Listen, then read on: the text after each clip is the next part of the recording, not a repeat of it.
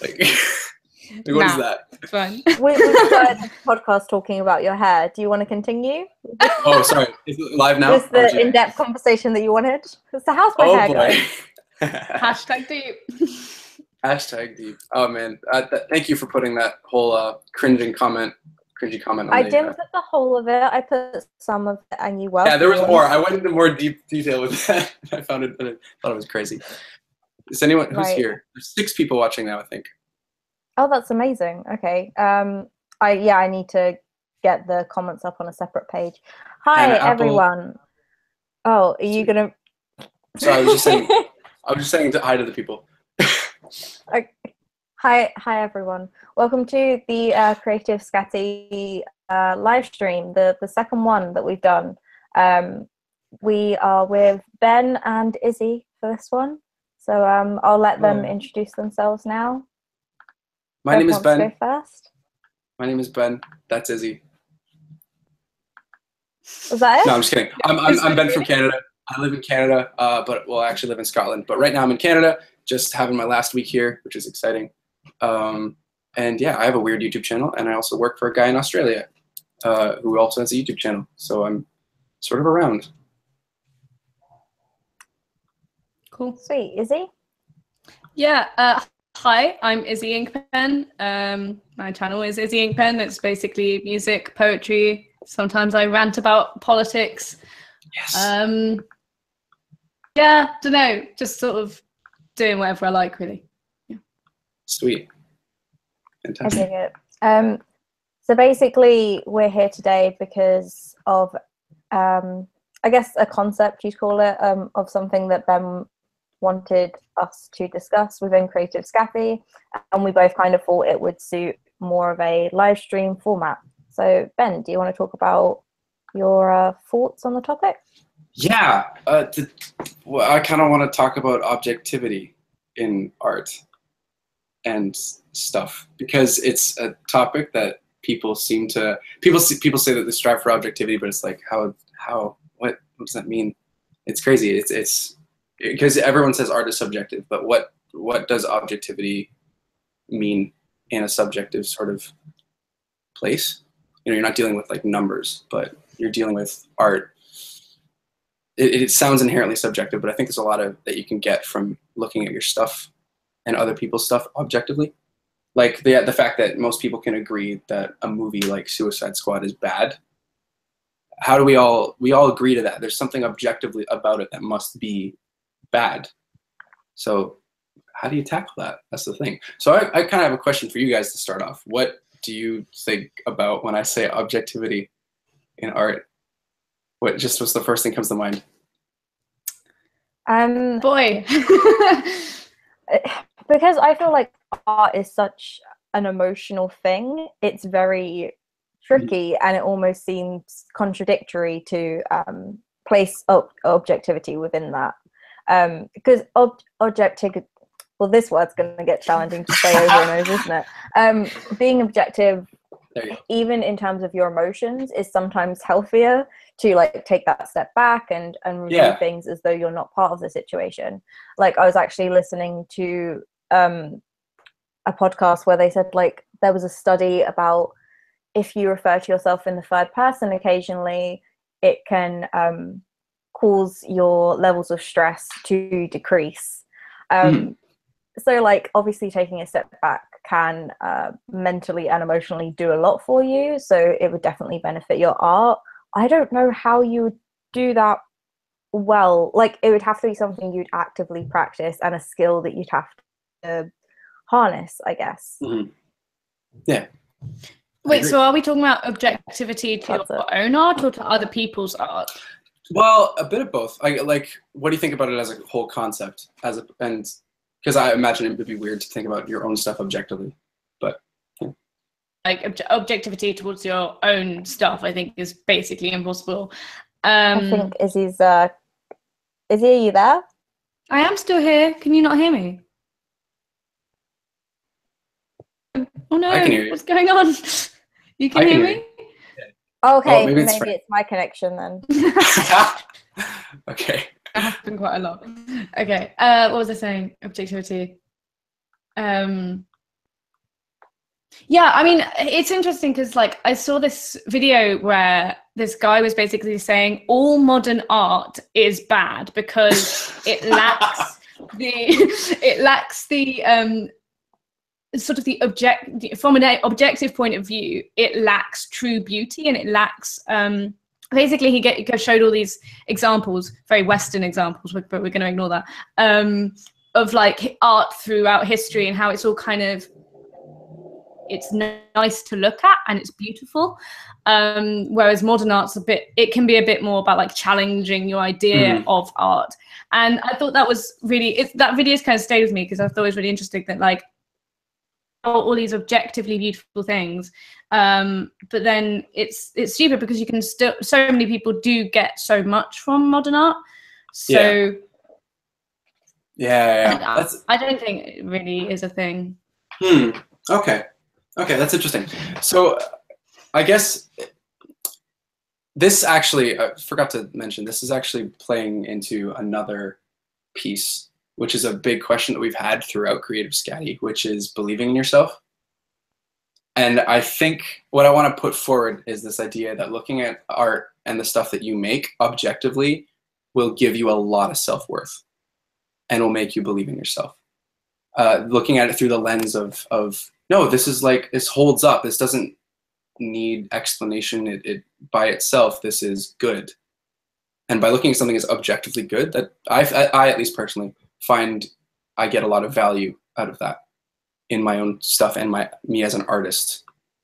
I'm calling myself an artist. I'm just going to do it. There you go. Calling myself an artist. But well, what else are we going to call ourselves? Yeah, whatever. So,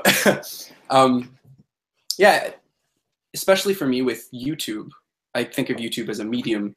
Like, you know, we're artists, but we're not painters. We're YouTubers. It's a thing. And so that's the question, is how do you do that then? How would you ever look at something objective? I think taking artists as looking at art and being like, no, this is completely subjective. They're removing all objectivity from it.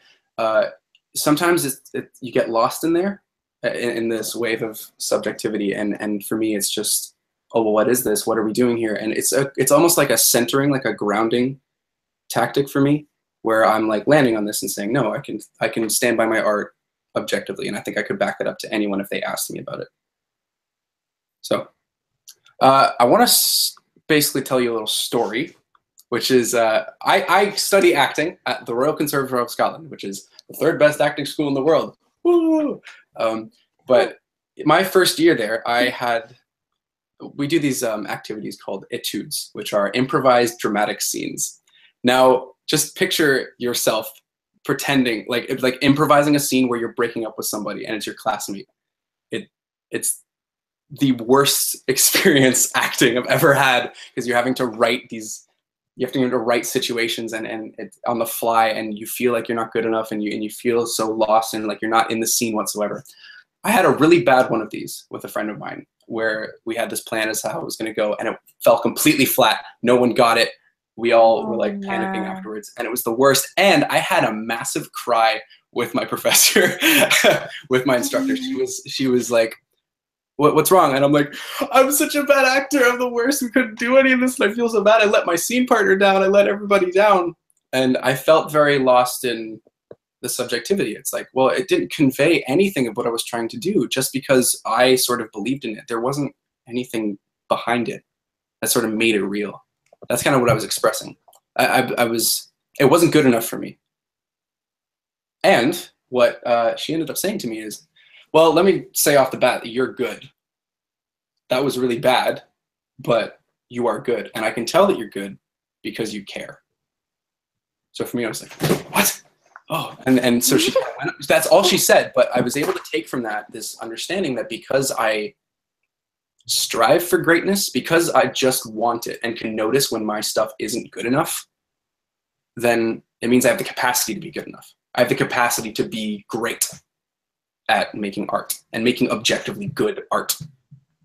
So that's kind of what started me on this whole journey of, oh, okay, because I want it so badly, then you're good enough. And I think that for everybody listening, if you want to be a good poet, If you want so badly that you're criticizing all of your stuff, you're criticizing every song you write, every single thing that you do, and you're just like frantic about the fact that it's not good enough, that in itself means you have the capacity to be great and to be as good as you want to be. Because then you're seeing something. You're seeing something that isn't there. You can see the whole picture.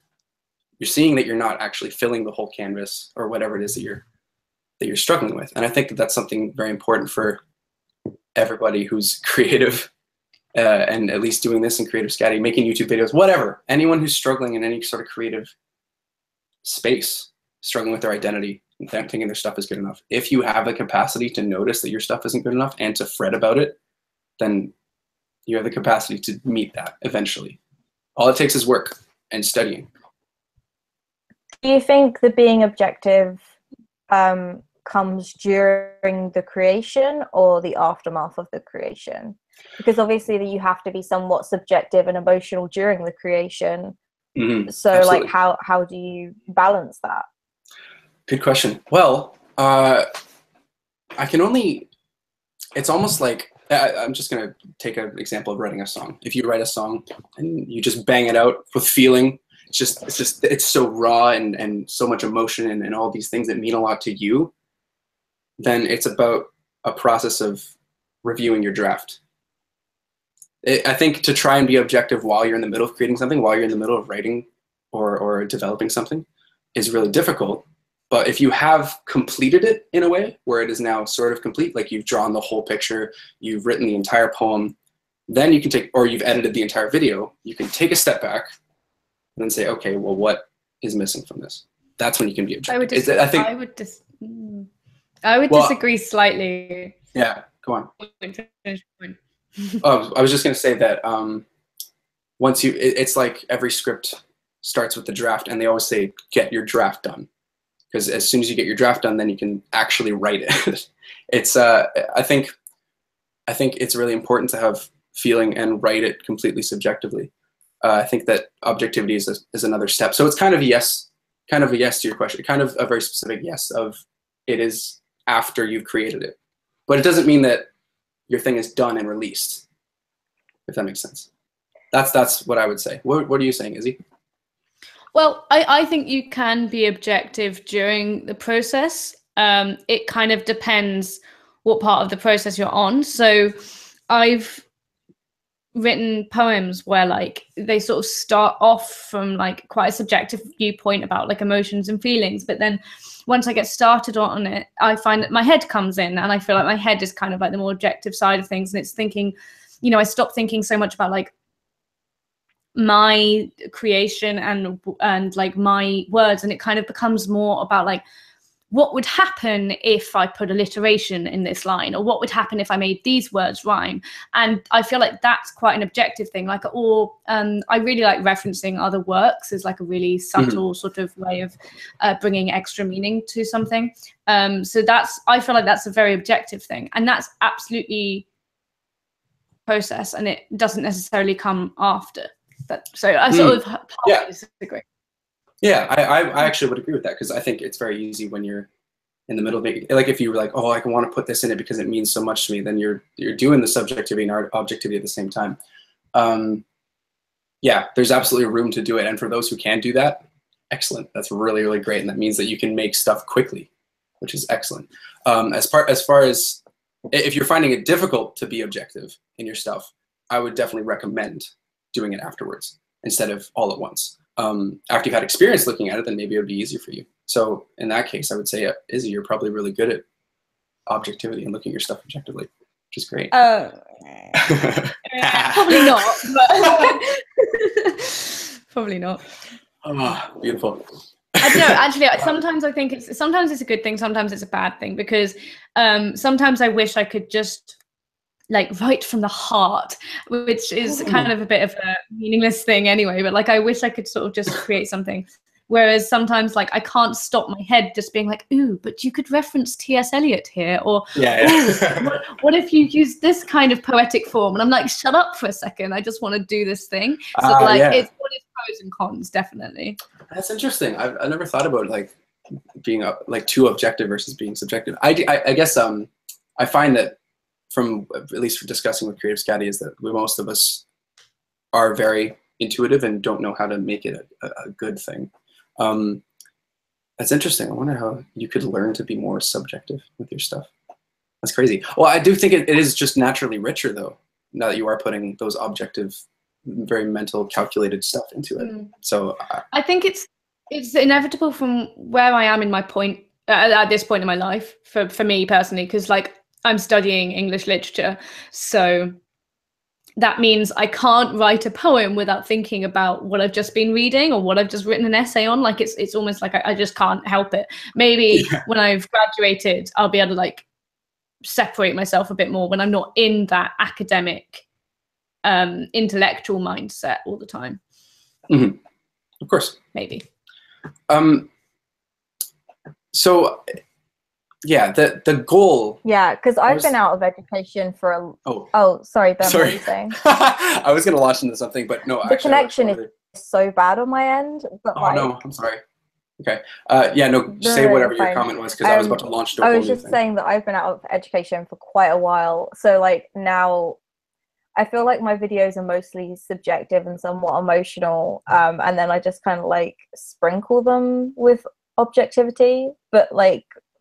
Yeah, I don't know if I want more of a balance right now, though I feel like there are some pieces of work that would benefit from it more than others. So I guess it's tricky to figure out which pieces of work would do. Yeah. So, I brought this up. But what is the goal? What does it look like? For me, I kind of came up with this little mantra. And it's striving to have something that is so good that the only people it won't affect are people who are not willing to be affected by it. Because you're always going to have those people who are just like harden their hearts to the art. And if your stuff is so good that if anyone tries to like listen and pay attention, they'll get what you're trying to communicate out of it. That is a high goal. Yeah, it's nigh impossible, impossible. But that is the thing that you're reaching for. And do you think anything has ever done that in terms of? Oh well, there is things in culture that are so well renowned by everybody that you could say it's objectively perfect, almost. Like the fact that. Can you name any? I'm just curious what sort of things you're thinking of. I'm hesitant to say the things that are coming to mind, just because. Well. I don't want to say this. We'll just want to start drama with you, so we'll be like, no, I hate them. I was just going to say, there's a reason that Star Wars is so popular. It's because the first movie did things so well and hit so hard that all of culture accepted it, and it's lasted this long and made that much money. Because it started out with such a point.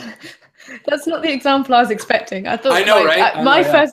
I went to like the Bible or something like that. Yes, no, dude. As in like something that's been so culturally significant and has touched people in very different ways. And you can like, before anyone thinks I'm being blasphemous, like the Bible is a creative work to a certain extent. Yes. No, I would just a quick word on that. The Bible is the greatest piece of literature ever written. I will hands down say that, because it's just such written with such a poeticism, and there's so many different writers who contributed to it. It's just this masterful work of all of culture. Translation though. Well, that's the thing, right? It's so old that you end up having these people who are adding stuff to it or changing it slightly, and it just makes it like, what? It's not as poetic. I would even, maybe like the King James version, maybe the one that's like uses all the these and thous, because it's so beautiful in using that kind of language. Ruby is saying, "Oh, so interesting." I love that. So an example. I'm trying to think of an example that's not saying Star Wars, because that's really stupid. It's not stupid at all. Star Wars, as someone who's doing science fiction for their dissertation, Star Wars was incredibly important in many ways. So yeah, I mean, I'm a filmmaker, so I naturally think in terms of film. But let's say a song like, I can't see it now. I wish I'd written these down on my notes, because I can't think of like a thing. Can you think of a song that's really important to culture?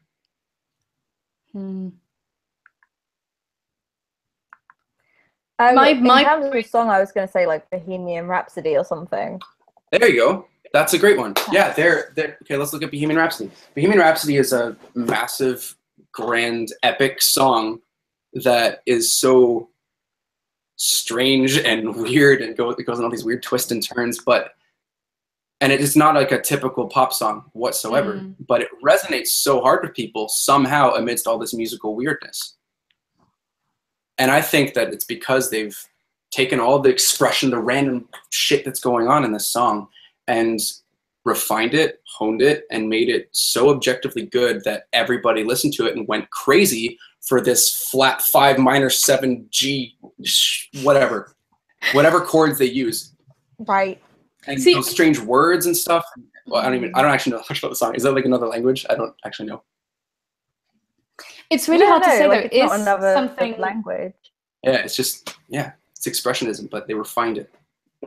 It's something Bohemian Rhapsody, like Bohemian Rhapsody though, or anything that is generally considered like really culturally significant and something that everybody loves. Like, how much is it actually objective and how much of it is socialized thing? So particularly for Bohemian Rhapsody, because I grew up with that song, and I probably the first time I heard it was my dad going, "You need to know this song, it's the greatest song ever written." Like, and how many people especially these days, how many people were introduced to something like Bohemian Rhapsody in that way? Like, an objective thing, is everyone truly going to love it, or is it just because there's kind of like this social expectation to love it and think it's good? And don't get me wrong, it's a bloody epic song, but like, is it a sort of social aspect in there as well because it's so popular?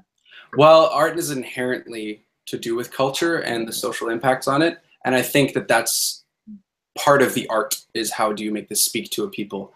And I think there's probably something in there that everyone needed to hear. It's a thing you commonly hear in like film analysis of like Superman.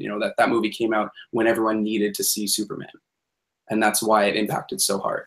And that's part of the objectivity, is the timing, the stuff that you're saying about culture when they need it. And it's in that case, I would probably say it's such a calculated move that they made it the way they made at the time when everyone was about to listen to it.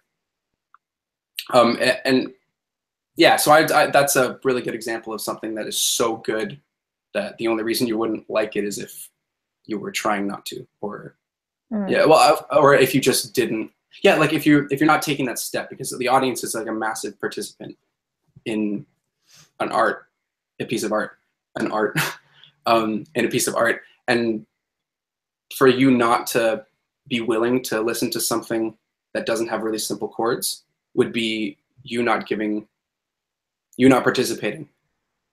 So the art's better than you, basically. Thought of something really interesting, actually. Just you saying 4 simple chords, like, what is it about like the chord progression C, G, A minor, F, like the chords that are just in every single pop song ever, like objectively, that's obviously a really important sound for humans, or at least human ears, I'd say. Yeah. Like, they really like that chord progression. Like, that's another example of kind of, it's a more general thing, but an objective form of art that has inspired so many people. Yeah, I think, well, it's interesting because we're getting music theory, which is not my strong point. If my brother was here, oh man, he'd have a lot to say. I think that's something like that, which is a chord progression. Why is that so impactful? That's something you'd want to study. You'd want to look at and really research and see, what is it about this that makes a song good? Not just throwing it in because you know it works.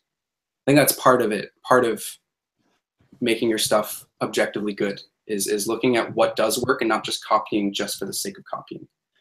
Yeah. I couldn't tell you why that chord progression is so impactful and important because I don't know the research, but it is out there. And if I wanted to write a song using that chord progression under this sort of idea of objectivity, I'd want to look at that.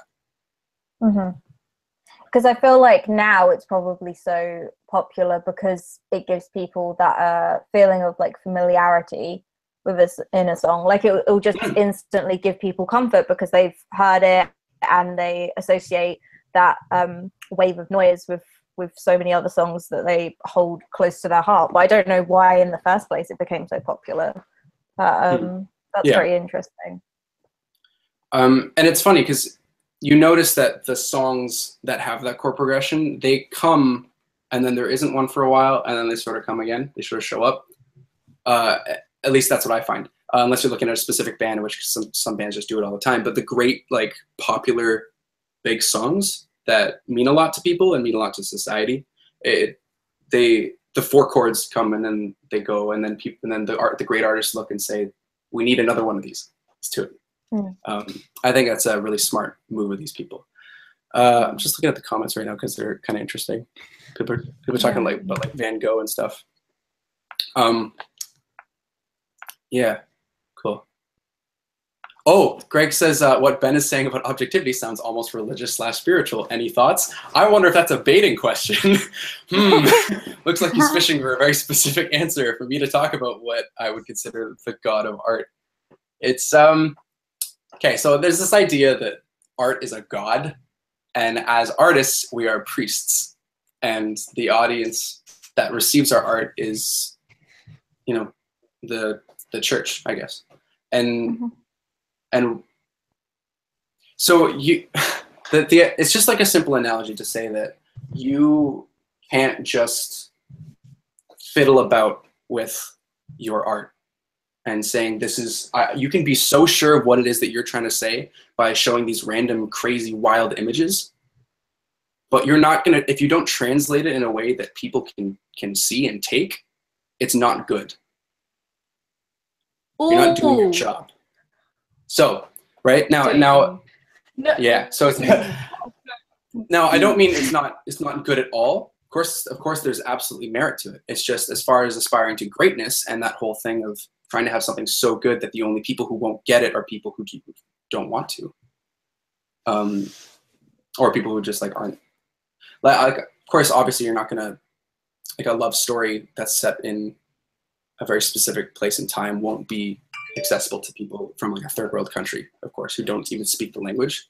That's a limitation. That's not quite perfect. You know, that's where it's the unicorn level, right? It's like, that's like an almost unattainable level that you're trying to reach for, that I want to reach for. Yeah. Well, why did you react so intensely to that? Yeah, Izzy? Because, right, so I do fundamentally believe that art is about communication. And or like that's what I think anyway, or that's what I want my art to do. But then there is so much stuff out there that refuses to communicate, and it's actually particularly a modern thing. Like, it's really like modernists are particularly about, like, you know, fuck you. I'm gonna, oh sorry, are we allowed to swear? Probably not. Yeah, you're like fine. I care about like communicating. I'm going to do my thing. Like, I'm thinking of someone like James Joyce, Finnegan's Wake. Like, Finnegan's Wake is impossible to understand by anyone's idea. Like, it's not that people don't want to engage. They want to engage. They want to understand the genius of Joyce, but it still just makes so little sense objectively. So, like, though it's kind of, you're saying that art and its highest point is to be able to communicate and to express and to touch people, but then there's some stuff out there that is considered fantastic and skillful and genius, but it doesn't do that. Do you see what I mean? Yeah, sorry, you actually cut out on a couple words there, but I think. Oh, sorry. No, go for it. I was just going to say, do you think that's because in those instances the art is making people think or analyze, and that's why it's seen as genius? Like, there's something very enticing about enigma. So even though it doesn't like impact people straight away, if it gets them thinking, then it is still making them react. I mean, there's a reason that we can all, like, the people who write all the pop songs that all sound the same, they are geniuses because they are communicating something and everybody is receiving it, and they have money behind it because they know that that will sell, and so it's a worthy investment. They are, you can't really say it's like fantastic writing, but it does communicate, and so it is in some way objectively good, which is why they're the professionals. I think that's one of the reasons why if you're a professional working in the art world, you have some understanding of how your stuff objectively works. There are probably a couple of exceptions, of course, because there are some people that are working in the art world that everyone hates, but it gets a little complicated there. People might wonder why Nicholas Sparks sells so many books, because everyone's like, oh, Nicholas Sparks, but he does do something. I think that's almost a way for me to also appreciate things in bad works, bad art, is that they got to this point, so they must understand something. Mm-hmm. And that's how you can look at any piece of art and learn something from it. At least that's how I do it. Well, it raises the question, doesn't it, of is there such a thing as bad art? Because another person that appreciates it, or even not having another person, like if that person thinks it's good, then who has the right to say what's good and bad art?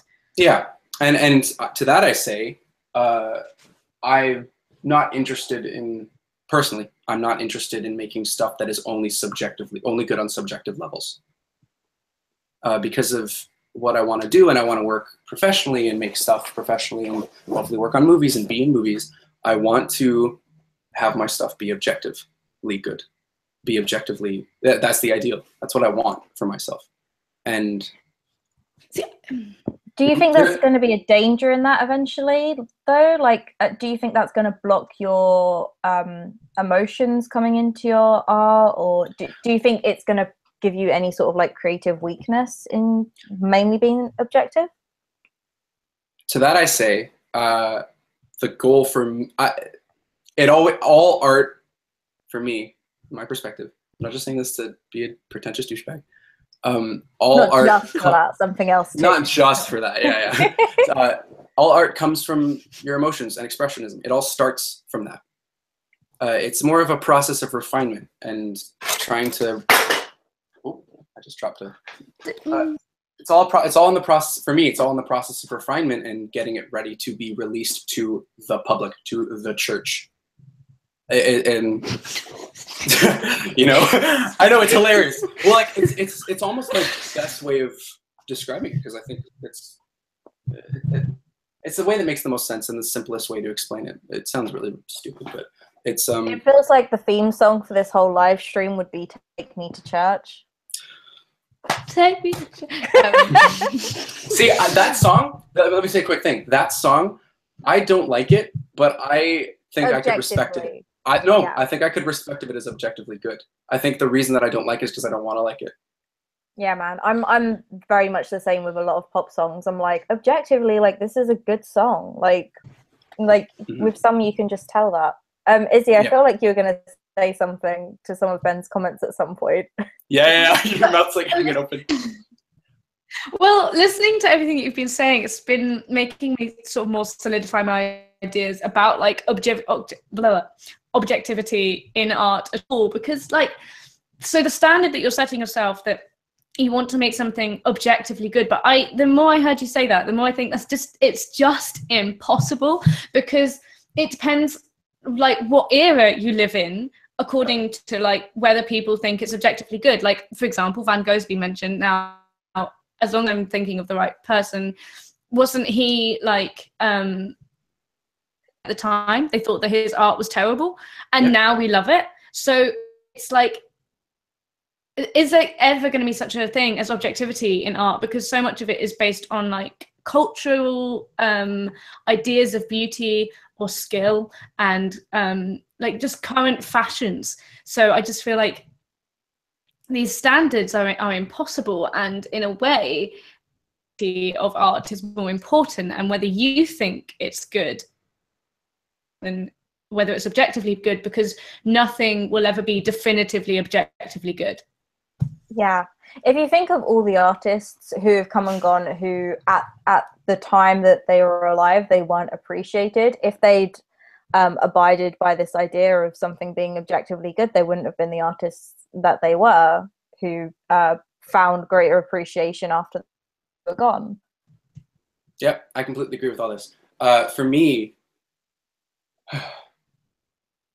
It is obvious. It's completely this unattainable goal. Like I said, it's like what is really perfect. For me, it's a barometer. It's like a way of looking at my work, a way of looking at the stuff that I make on this scale of, is it communicating what I'm trying to communicate? And it's not so much, I'll never be satisfied unless I'll make something objective.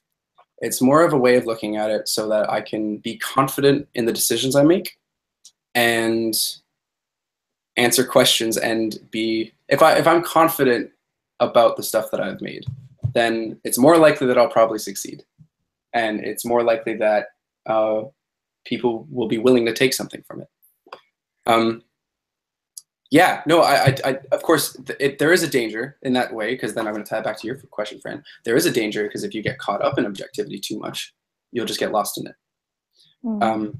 So it is very much about feeling good about it yourself. From this lens, I look at my stuff and I feel confident about my stuff, the YouTube art that I make, because I'm like, oh, well, on some objective level, from the way I'm looking at it and the fact that I show it to people and they pick it apart as best as they can, it sits somewhere on the positive end of this objectivity scale. And so I can say, yep, my stuff's just good. Yeah. Which is why I feel so confident, and why I sound like a horrible person. Or I sound crazy, I guess. It's like, but that gives me that makes me feel valuable in my own stuff. And I think that's a valuable thing to have on my side, making my stuff. Yeah, I guess it's just the thing of oh, sorry, Izzy, do you want to go? No, you go. Okay. It's just, I guess you're going to have to remain very aware throughout, because the danger of like having that overall objectivity, I suppose, is you could be holding yourself back from being an artist who may not be appreciated in this time, but may be appreciated in the next. Yeah. Well, honestly, because I care about like art so much and having an impact, I would, if I was dead and if I was like a soul floating around, or if I stuck around as like a ghost or something, if I saw that my stuff later impacted the world, then I, it's like that Doctor Who episode that everybody loves. It's like that's so lovely, that would be so amazing. I don't think that'd be great, actually, if my stuff only resonated way after I was dead. That'd be a really interesting story. But if you're living by the whole idea of staying objectively good in the present, then maybe you're holding yourself back from that sort of thing. That's why I was saying I think it has to be subjectively good. It has to be what you believe in yourself is good, because that's the only thing that is true to yourself. Like any sense, I feel like objectivity is requiring that you kind of get out of yourself to a certain extent, and that means that you're always taking yourself out into a world that is of now. Only you, really pretentious, but only you are eternal. Like only I love that. You as a person is the only thing that can stay consistent across time, because it's what they always say, there is only one you and you are unique, and it's the only thing that can be truly objective in your world. Yeah. Cool. Okay, do you want to go to the next leg of this, because it pertains directly to what you're talking about? I went on a trip recently to Memphis, and I saw Graceland. I went to Graceland, checked out Elvis's place. I never listened to any of Elvis's music, really, ever. I didn't like it. I didn't like his voice. I understood that he was like this really important figure. But as I was checking out everybody, I was half reading a comment there, so I said everybody instead of his. As I was checking out his stuff, I suddenly was overcome with this idea that he had something to say. And that had nothing to do with the objectivity. He refined it and worked at it and worked so hard at it in order to get where he was, but it all started from him having something to say. And this idea that he had something to say, and he had something that was inherently him, that was instinctual, that was beautiful, but he refined it. So yes, Izzy, I completely agree with you. It's like it does come from yourself, and it's because you have something to say that kicks off the entire process. All of the art comes from that, which is important, and possibly the most important thing. But I guess I'm finding that the more I see people who have questions about how to make good stuff, is they don't see their stuff objectively. So it's part of the process. It's an important part of the process that I think a lot of people are missing, which I would love to see more people take into account. Yeah, it absolutely is not just about being objective, and subjectivity is the first step. Oh, jeez, I need to get some water. Sorry, do you mind if I take a break? Yeah, no, that's fine. Can we read some comments? Because I think there's probably a lot of cool stuff happening. Yeah, that's fine. Well, we could to keep track of them. Greg has been keeping track. I think Emma wasn't really feeling well, so I don't know if she is, but Greg's been keeping track, so we can get Greg on the stream now for a bit, and he can read some of the comments that we've missed. Yeah, I think that'll be work. good. Yeah. I'm realizing I disagree with Ben quite a lot. You've made so many good points. My connection's been so patchy, so whenever I've heard Izzy's points, I've kind of just like extended on those, because like I feel like I am slightly more, maybe it's because Izzy and I are like slightly more poetic, I guess, in what we do, but I don't know, because then I feel like Ben's stuff gets quite deep as well, so I don't know, man.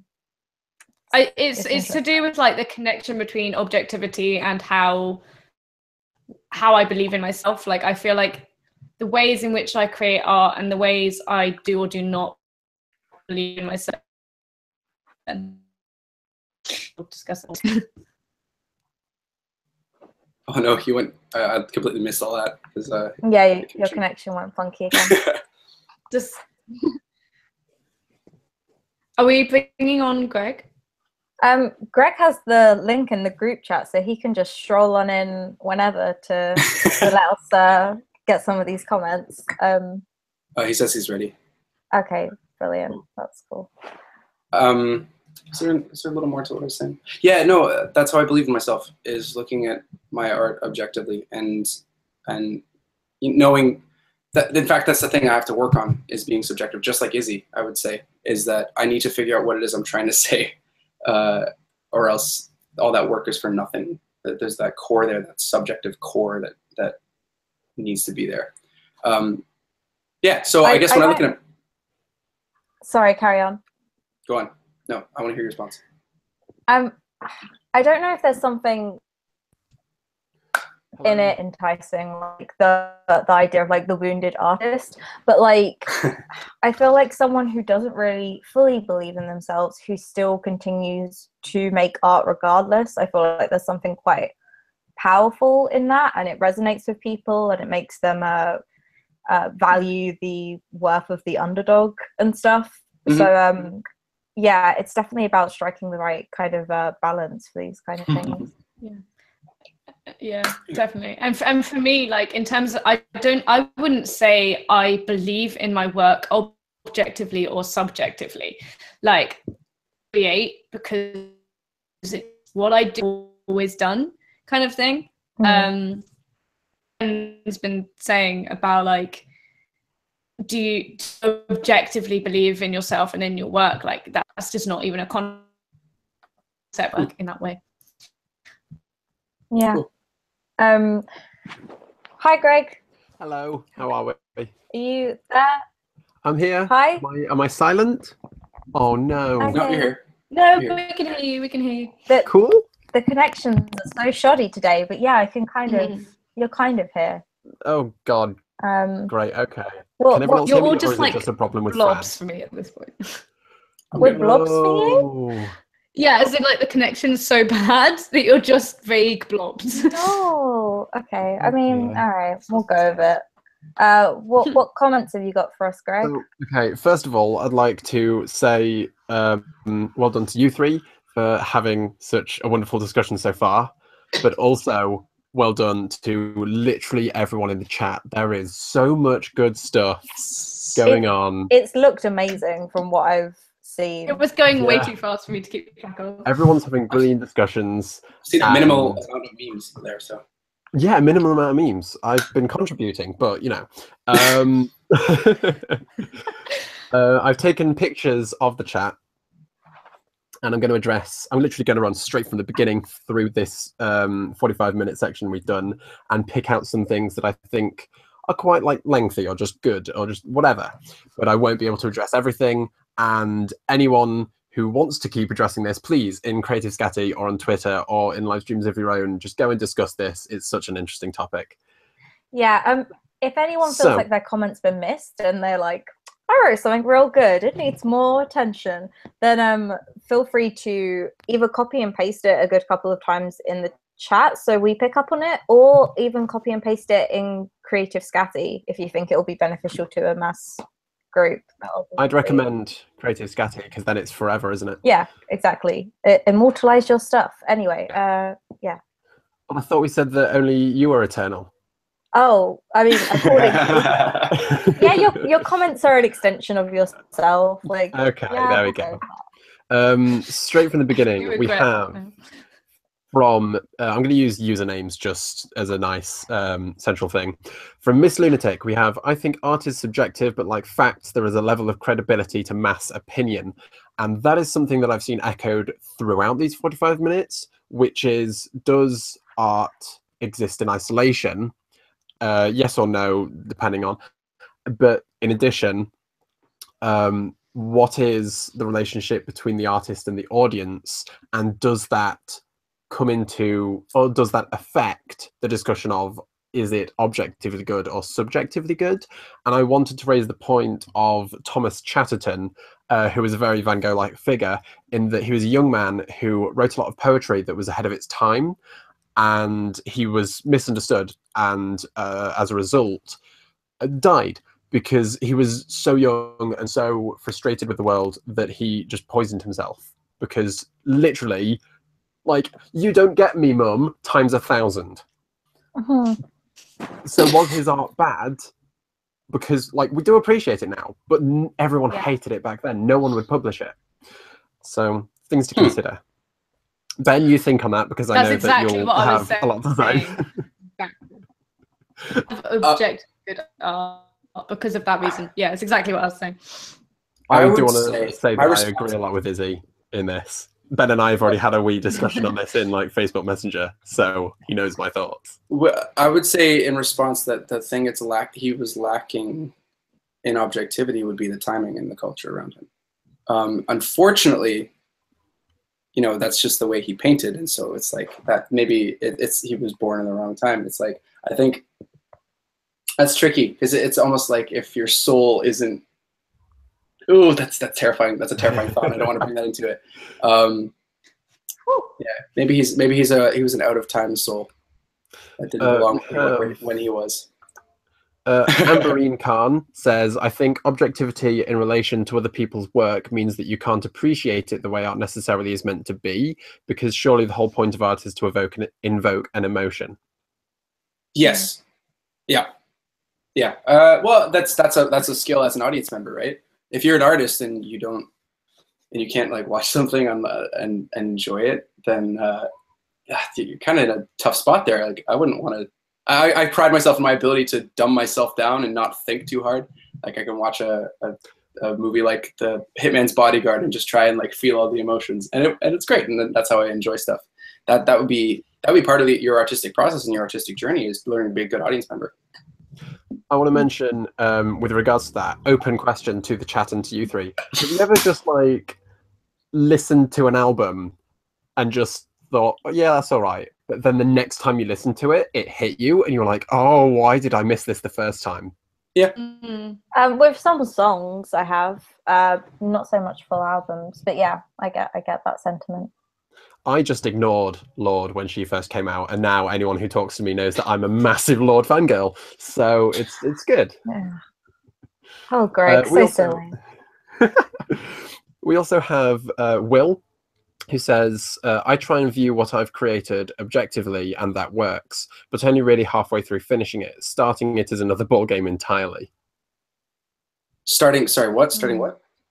his own work. So this is there was a brief discussion of objectivity in other people's work and in your own work, and he mentioned that he can be objective with his own work about halfway through, but not when he's beginning things.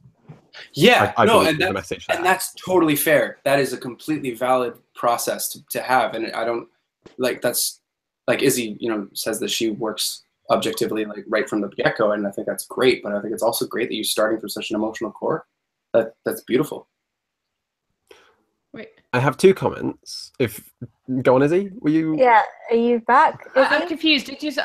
Great. Can you hear me? Yeah. I can hear you. Okay, good. Now I can't hear you. Because I wasn't saying I started. No, I can't. Oh, this is brilliant.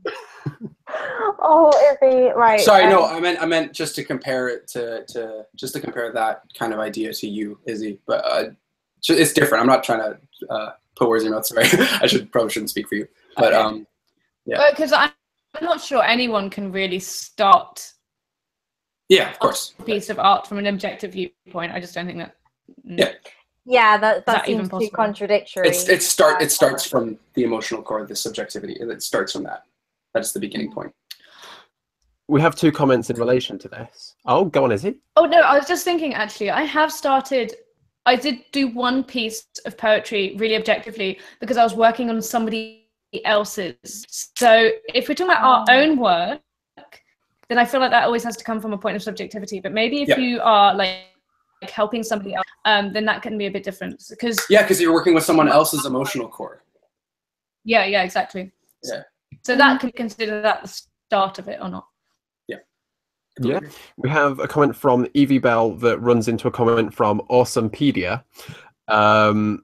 If you don't believe in yourself, don't beat yourself up about it. Just pretend. Think, what would I do with my art if I could pull off anything? And then try that thing. Super hard to do, by the way. Followed on with.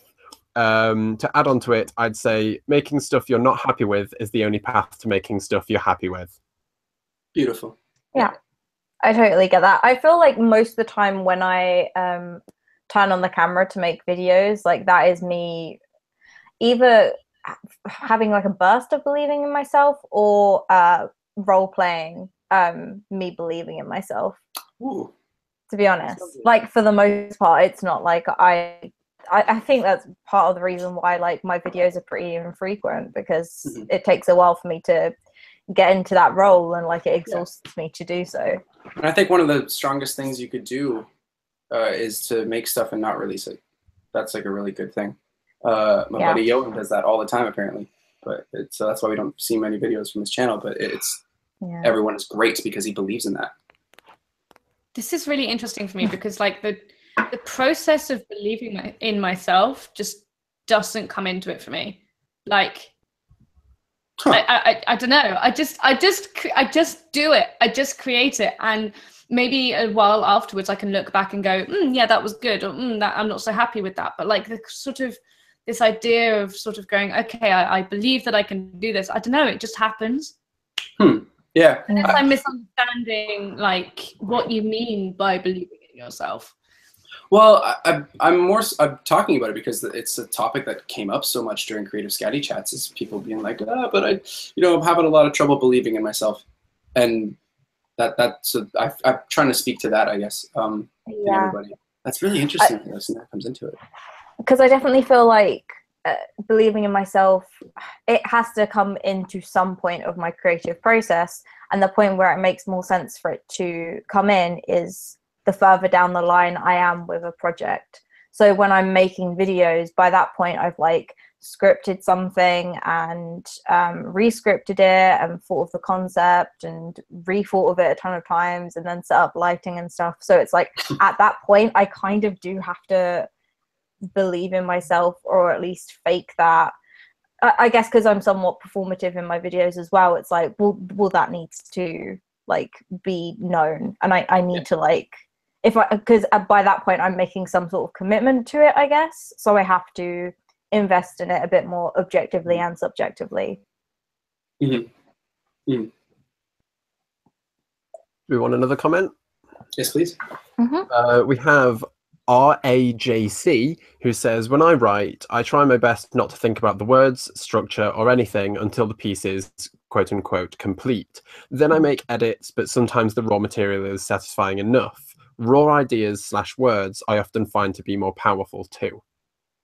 Something that there hasn't been a total comment on, but there has been like a running theme that I wanted to bring up, and that's we're discussing art being objectively good and bad and then subjectively good and bad, but we're not talking about proficiency. We're not discussing the difference between if something is a good piece of art versus just a technically accomplished piece of art. You mentioned it briefly when you're talking about songs that you didn't particularly enjoy, but you could say were good. And I feel that applies to a lot of art being just, well, I mean, they've got all the techniques down. They know how to put them in the right order in order for it to be satisfying, but there's no heart in it, maybe. What do you think about that? I think that's completely true, and it shows when someone really cares about something. I think you can always kind of tell. Either the person who created it does, or the person watching it cares so much about those ideas, and even though they're half-baked, can like latch onto them so strongly. And if it's lacking that heart, that soul, then that's tough. That sucks. But I think there's a lot of value to being an objectively great worker or great craftsman, and I think that's the people that you want to work for you, and they're the people that work best as followers, or not followers, but like as collaborators with someone who has like this vision, this thing that they really need to say. So there's certainly a relationship between having between lacking the skills but having the art, which is an interesting I've certainly seen artists of any medium where you can tell they've got something, but they just don't have maybe the education or the experience to bring it out fully. I know some people personally like this, and it's almost heartbreaking to say to them, like, you're good, but you're not making good things. You mentioned this a little bit earlier, but then we do actually have a comment from Ruby Macy. I find that objectivity paralyzes me because I get stuck thinking this is awful and never make anything. Followed on with she said something else somewhere. It might not even be completely objective, more of a negative subjectivity, but then also I constantly compare myself to other people and say my stuff is objectively not as good. So maybe Ruby just lacks the experience in order to satisfy herself because she's got the good art, but she can't make the good art, if you feel me.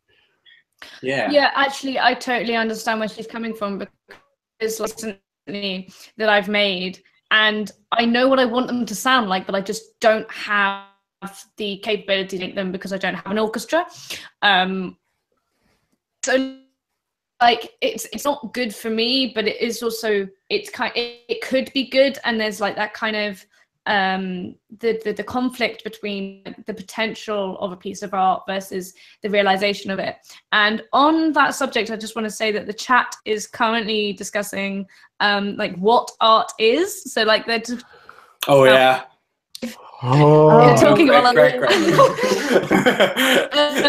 what if, for example, if someone drew I can't find it now, but if someone was saying like if you drew a shaded sphere, like that's technically good, as in like the artistry and the skill it took to draw a shaded sphere, that would make it good. But also if it's just a sphere and it's not really saying anything, is that art and is that good? It's art, not necessarily good. That'd be my answer. Yeah. I want to promo a little thing. At some point soon, there is going to be a live stream which tries to answer the question, what is art? Don't put an ad segment. How dare you, Basically. firstly. Hashtag get your loot crate, come on. The reason I'm saying that is because I want people to hold on to these ideas and develop them, and in maybe, I don't know, a week or so's time, we're going to have like a full-on discussion on that question. Basically, I mean, everyone give up with this live stream because Greg's got one going on too. Yeah. So, No, what have I done? who cares about this one? Later. No. I'm sorry. I'll throw in You another got any more comment. comments or adds? Yes, let me Or... redeem myself. Okay, so have you heard about this thing called Audible? Oh, stop! Ugh. You convinced me that you were taking this seriously. I'm gonna keep Oh dear. I thought that was a serious point. Jesus. We have more comments. Hold on. Oh dear. So with the spirituality thing, because this entire thing is about art in terms of God and religion and all that nonsense that Ben is dancing about. I think it is spiritual to some degree, says Matt Polka. It reaches into the depth of what it means to be human. And so that's sort of where I get my point from, of that art is all subjective, because it doesn't, I mean, a cat doesn't look at the Mona Lisa and think, huh. It's all about the human experience and how culture evolves over time and how our understanding of ourselves is evolving. And therefore, art cannot be objective. It can be objectively proficient, but it can't be objectively good, because it is all related to the conversation between the artist and the audience, whether or not it is the supposed artist or the real artist, and the supposed audience and the real audience. To that, I say, all I care about is communicating the human condition to humanity. Humanity is my audience. So from that lens, I think I can be objective about the process that's happening there.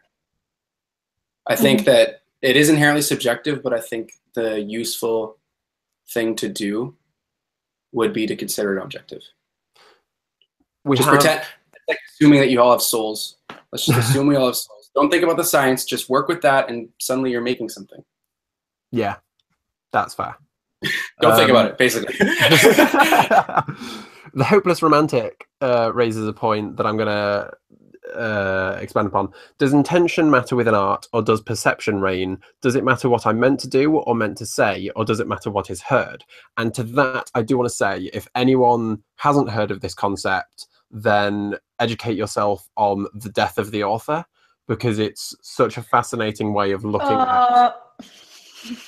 It's such a fascinating jumping off point, whether or not you lend it much credence, because it allows you to look at yourself and develop your own ideas of what art is and what it can be and what you want to do with it. So, Izzy, why did you make that noise? Yeah, partly just because it like threw me back to first year English, like ouch. But also I have really mixed feelings about Death of the Author, because I actually like 100% agree with it, but I'm also very aware that that's a very modern viewpoint and that it hasn't been around forever, this idea that the art is what it is in itself. And like so much art criticism is related to like the artist's intentions and stuff, and like people often like sort of look at biographies of artists in order to study the art itself, whereas, you know, Death of the Author is saying it's the art itself and what the art does to the person that's absorbing it that matters. But that's a very modern, it comes back to that idea of like everything that we think and do is based around the society that we live in. Not to be too depressing. No, that's okay. I think that's a very valuable way to study and look at things. And I mean, it plays into the God of art, because you're just speaking this thing that's universal, that's beyond you, it's bigger than you. It's like that whole essay on memes and how its ideas taking hold of the brain, and we're just trying to translate them and communicate them. And as artists, as communicators, I want to be good at communicating. And I think if I'm communicating whatever it is, then I'm good. And that's how I find my own worth as an artist and feel confident. I have one final comment before I like squirrel back away and find more, if that's cool. Okay. Cool. Go for it. RAJC, or Rajic, if you want to pronounce it like that, says, side note, I wrote a poem just now, happy with it. Seem to be writing one every time a scatty session happens. It's a good discussion, by the way. So, that's amazing. Send those to us, please. I don't care if you think they're bad or whatever. Just send them to us because we want to read them. So, if anything, this discussion has created art. Yes. Yay, everybody! So So that's what does why that I feel make so good this about that. is 'cause- discussion? Does that make this discussion art? Oh, yeah. I think it does. Let's just I put it think- that. This is art. I think it doesn't matter, and I don't care. I'm gonna squirrel away back into the comments section. Thank you for Thank you having so me much. on this That's 20 minutes. cool. much. Whilst Greg Well- does that, I'm just going to pop to the loo. I'll be back in a second. Don't Sorry. hurt yourself. Bye. Okay, bye. I thought he was going to say "don't fall in," and I was like, "Oh, jeez." At least it wasn't Izzy that. seems kind of small, but not like that. Tiny, like, I don't think. Oh, that was great. I love this chat. This is a great chat. Beautiful. This is so good. My connection is like only just getting better now, so I feel like I've been pretty mute throughout the whole thing. No, you're good. You're in charge, so I can still feel the reverberations of that. There was a thing that I wanted to sort of tack on to this as like a new sort of. Oh wait, actually, maybe I should wait for Izzy. No, actually, you know what? I mentioned it to Izzy before, so I'll just say it. Okay. So my brother, hey Cal, come in here for a couple seconds. Oh, and Izzy's back Come here. too, I think. Come here for like 2 seconds. What have I missed? Stand here and perform the X. We're about just to for meet me. Okay, so this is my brother. This is my brother. He taught me this thing about perfection, and it's how I first discovered objectivity. This is CJ. He basically explained that picture the parallel universes. Picture all the parallel universes. The thing that you're trying to make somewhere in another parallel universe, there is a perfect version of this. It is a perfect version. And what you're trying to do, looking at your art objectively, is try and manifest that perfect version. From the alternate universe where your perfect version is, that's what you're trying to do. That, to me, is another way of looking at it objectively. Does that make sense? Yeah, but couldn't that be somewhat discouraging? Because Yeah. you know, If you maybe let it, unattainable? if you let it become. I can't hear what she's saying. Remember? Well, don't worry about it. Just go watch on the live stream. I want my input. Just let me She asked if it was. stand She here. asked if it was dangerous, because if you put so much pressure on that, then what if it paralyzes you? Okay, you want my actual opinion on the matter? Yes, but don't take too long. Okay, I'll keep it concise. But essentially, if you're talking about objectivity and believing in oneself and creativity and how to help yourself along in that process, I think the only thing you can objectively know is what do you want. And if what you want is to communicate to people the most effective and honest form of, a feeling that you genuinely had, then you should focus on doing that and communicating. If what you want is to spend more time discussing that and like feeling about that and like feeling that out and exploring that whole concept and the different vocabulary involved in that, then you should do that.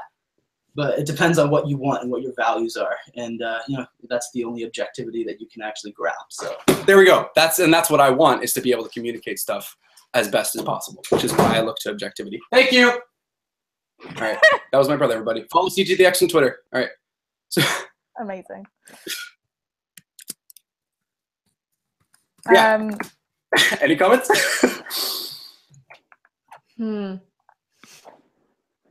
See, I thought Izzy would have something, so I thought I could. Sorry, Oh, yeah? I'm a thinker. No.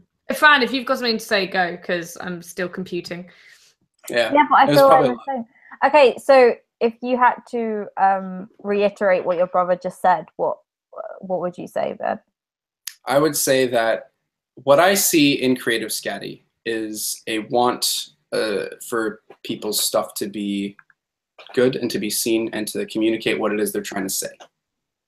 And I think if that's what you want, then chase that communication, chase that version of your art that communicates clearly, honestly, exactly what you're trying to say.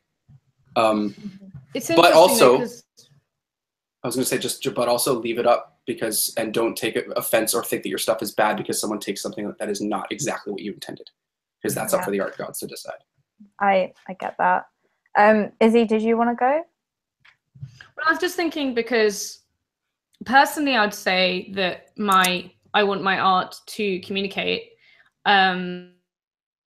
but there can be all sorts of different reasons to create art. Mhm. You want Yep. to I completely agree. for it to be beautiful, and like is that going to be different? Because if you just want to create something that's beautiful, have like a different idea of what perfection is as to if you want to communicate something. It's gonna have. Sorry, I Sorry, haven't articulated myself. sorry, it cut out. What about So if you want to create art to communicate versus if you want to create art to be beautiful, which I think was a common goal, or can still be a common goal for many people, that's going to have very criteria of. Yeah, I'd say so. Yeah. I think if you're making something to be beautiful, I think you are communicating beauty, and it's not me just being a jerk and just twisting what you're saying, but that's how I see it. And to me, I think that if I'm trying to make something beautiful, I would look at it from the perspective of trying to communicate beauty. Yeah, I mean, I still feel like I'm of the belief that perfectionism doesn't really exist. So I can understand why, like, oh, perfection. Sorry, I misspoke. That's it. I don't necessarily believe that exists. So while I think some people could take comfort from the practice of believing there's an alternate universe you that's created this perfect thing, and you just need to like try and get as close to that as possible. Considering there's so many definitions of what perfection could be to some people, especially in the art world where it's so subjective, I just don't think that would work for me. Yeah, that and that's fair. I completely. Because it is sort of an optimistic nihilism kind of point of view, which caters to my personality and who I am, and that definitely won't work for some people. Which is kind of, that was just a different way of looking at it, which might not work for some people, and I completely understand. Yeah. I hope I'm not. I hope it doesn't sound like I'm trying to say this is the be all end all of all art forever. Yeah. Oh no! But you're definitely giving people like a new approach to get that art, because like I think in creative scatty a lot of the time I want people to be good artists, and I don't want to just like tell them that they're good, and like, to believe in themselves. Like I do want to provide like some objectivity, because a lot of people have potential, but they just don't meet that potential, and part of the reason is because people are just saying believe in yourself, make what you want, and therefore it will be good art, which isn't necessarily the case. So I appreciate this approach being discussed. Cool. And what I was thinking, what I just thought about this approach of like, oh, somewhere in a parallel universe somebody's created something perfect, I wouldn't say that's a belief in yourself, that's a belief in a concept. Yeah. And a belief in a concept is start, because you need that belief in order to get going and to continue believing in what you're making. But it's not believing in yourself's ability to create it. And I think a real stumbling block. Okay. Yeah, because I guess when I hear that, then I think, oh, so I am capable. That immediately jumps to that. So, yeah. Yeah. It kind of seems people would go, oh, well, it's not going to be my universe that creates that perfect thing, because I'm not able to. It could kind of create a detachment, I suppose. Whereas, like, for a lot of people, true art, which not necessarily, but like for a lot of people, like real raw art is about like digging deep within, and you're telling people to like look out into another universe and try and reach for something. So it's just. Well, yeah, I understand.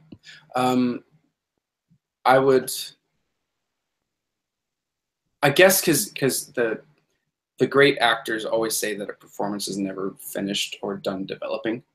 And I think that's really admirable that they understand that they're not going to make it perfect. There's always room for something to add.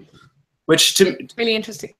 Oh, cool. Oh, well, have you ever heard the story about Olivier, like Laurence Olivier, like throwing an absolute hissy fit?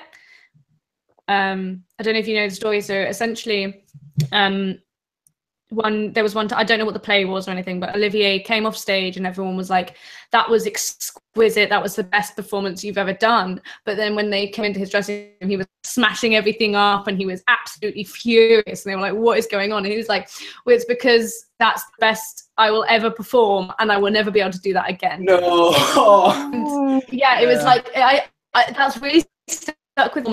Like whenever I've done a performance that was really, really good, excellent, I'm like, oh, is that the best? And it's an interesting idea whether you believe there's it's particularly in like performances that you tend to do over and over again. Like, is there going to be an epitome? Is there going to be one that is better than everything else, or are you ever going to be able to recreate that idea of subjective perfection?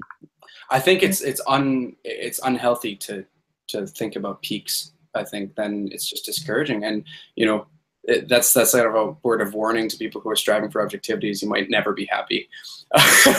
So, but if you, but that's where I try to look at it optimistically. It's like, you made something that's phenomenal and great. Let's try and keep it up. Let's try and keep doing it, and not feeling like a discouragement. I think if I was Lawrence in that scenario, people said, "Oh, that's the best thing I've ever seen. That was phenomenal. That's the best way you've ever done it." I would probably say, "No, it isn't," and then just move on. Looking for more. It's interesting, but that's the interesting thing, because he agreed. He personally felt that it was the best he would ever do, as well. So, like, how can you know that that's the? Yeah, you can. Yeah, it's interesting. Yeah. Though I was checking the group chat, and Ben Brewer just said, you have to value the process over the result, I reckon. At the top of the mountain, there's F-all. You have to love climbing it. And I would say that's a pretty good point as well. That's so well said. You're not going to be able to result. Yeah, that's one of the reasons I dropped out of film school, is because I was in love with the process, and I was focused much more on the product. And it just made me unhappy. And so I'm pursuing acting because now I know I love the process. Even if I'm in bad plays, I still thoroughly enjoy doing it. And that's why I'm doing this in the first place, is because I enjoy it and I enjoy the process, which is about happiness, I guess. But because there's like the whole theory of art like going through you, like so in terms of it being like an otherworldly thing that sometimes like takes over you, and I guess in enjoying the process, you're sort of trying to gain control over something that has overwhelmed you and overtaken you, I suppose. And also there's some comfort to that, because in its destination and its result, you don't necessarily have the control, so you may as well take the control where you can. I need to go, so try not to be too fascinating while I'm gone, because FOMO. Okay. Yeah, it's if you end up like Rick from Rick and Morty, if you end up so far and then nothing matters, and I am not I mean, there's good versions of Rick and bad versions of Rick. It's like you think too hard. Rick and Morty, so. Watch it right now. Okay, so anyways. Okay, fine. I'll go. So if you lower your own sense of self-worth to the point where it's like, I'm nothing, it's just the art moving through me, then you're not going to find happiness that way. It's not going to. You're lowering your own importance, which I don't think is a healthy thing. And I think that, I suppose that's where death of the author comes back in. Like, how important is, I think, I don't know, I'm getting mixed up. But there was certainly like, there's big names. It was either T.S. Eliot, who was saying like, the art in Portugal purely there as I think it was T.S. Eliot, they are purely there as a catalyst to, what was I saying? He was saying that the artist is a catalyst between and tradition. Between what and tradition? Culture. So the catalyst between emotion. Says tradition, he kind of means like culture. So the artist, their role is unimportant. Like, they are just there as a kind of the test tube for the chemicals. That doesn't make any sense. Okay, sorry. Do you mind if I just I just want to say what you just said because people aren't really getting the connection. She's referencing that T.S. Eliot said something about the artist is a catalyst between culture and emotion, and so it's nothing about them. Sorry, go on. I was just saying it for the chat. Yeah, no problem. Like, so you were saying about if you lower your sense of self-worth, but then, you know, there are some people such as Eliot who would argue that's really important because you need to take yourself out of the equation and consider what you're creating. Yeah, that's true because then it kind of strips you of your ego as well. And then you're probably, which is ironic because T.S. Eliot had the biggest ego you've ever come across. But yeah, of course. Yeah, it's... yeah, I wonder if I disagree with him. Well, of course, I agree with him on an objective level, but I think that's a really interesting. It's a really interesting way to. I think I disagree with him because he was placing himself and other great artists as this kind of like purely and like almost legendary kind of things in priests, maybe priests in the history of art. In fact, oh god, I'm just full of references today. So it was also this idea of like in Geoffrey Chaucer's House of Fame, in that you see all of these writers, and so it's a house full of famous people, sort of. But the thing is, like, so you have people in the house such as like Homer and Virgil and Dante, but they're not famous for themselves. They're famous for the subjects that they hold up. So the subject of the Battle of Troy and that kind of thing. So it's this idea of like, what's their are the artists famous, or is their art famous? And I suppose, you know, not just about fame, but also the art, the important thing, was the artist the important thing. And so I suppose Chaucer and Eliot, though many years apart, would agree that it's more about what they've created rather than the person. And I'll stop being such a literature snob now. No, it's okay. I would love to be remembered for a piece of art I made.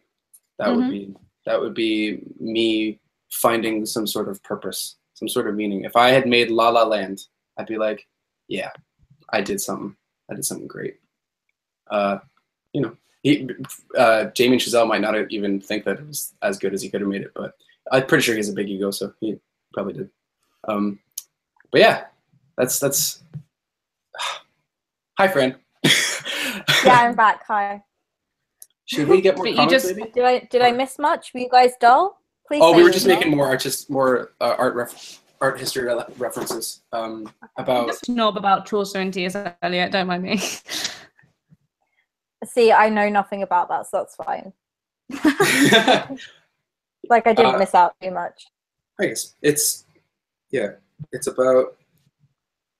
is about the art, and some people find an optimistic nihilism with thinking that, oh, it doesn't matter, you know, I'm as long as I'm a conduit for this art, then it doesn't matter that I'm not the best writer or something like that, because the art matters. And if you take it so seriously, if you look at it like that, then you can make great stuff. But other people hear that and go, oh, but then I have no sense of self-worth, in which case that's just not for you. Which not art isn't for you. Sorry, that's not what I meant. But I suppose also it depends how much of yourself you put into your art. So he had a completely different concept of what literature is about than to us. So this generation, and not this generation, but at this period in time, we're obsessed with originality, whereas Chaucer didn't have an original bone in his body. Like the Canterbury Tales, which are now held up as these great works, are literally all just analogues of other things. So for him, it's like it's more about,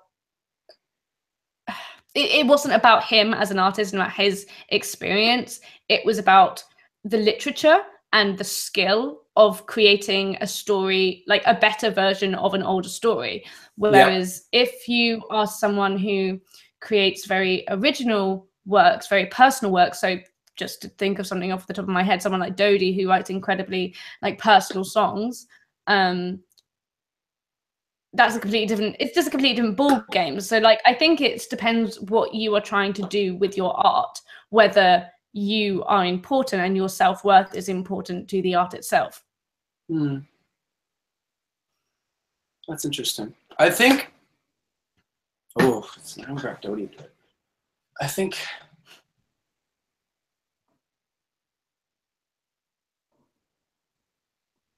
damn, you stumped me. Boom. Wow. I feel like at the end of the day, it comes down to, it's different for everyone. It's always going to be different for everyone, depending on what you want out of life. Like, I guess humans are too diverse.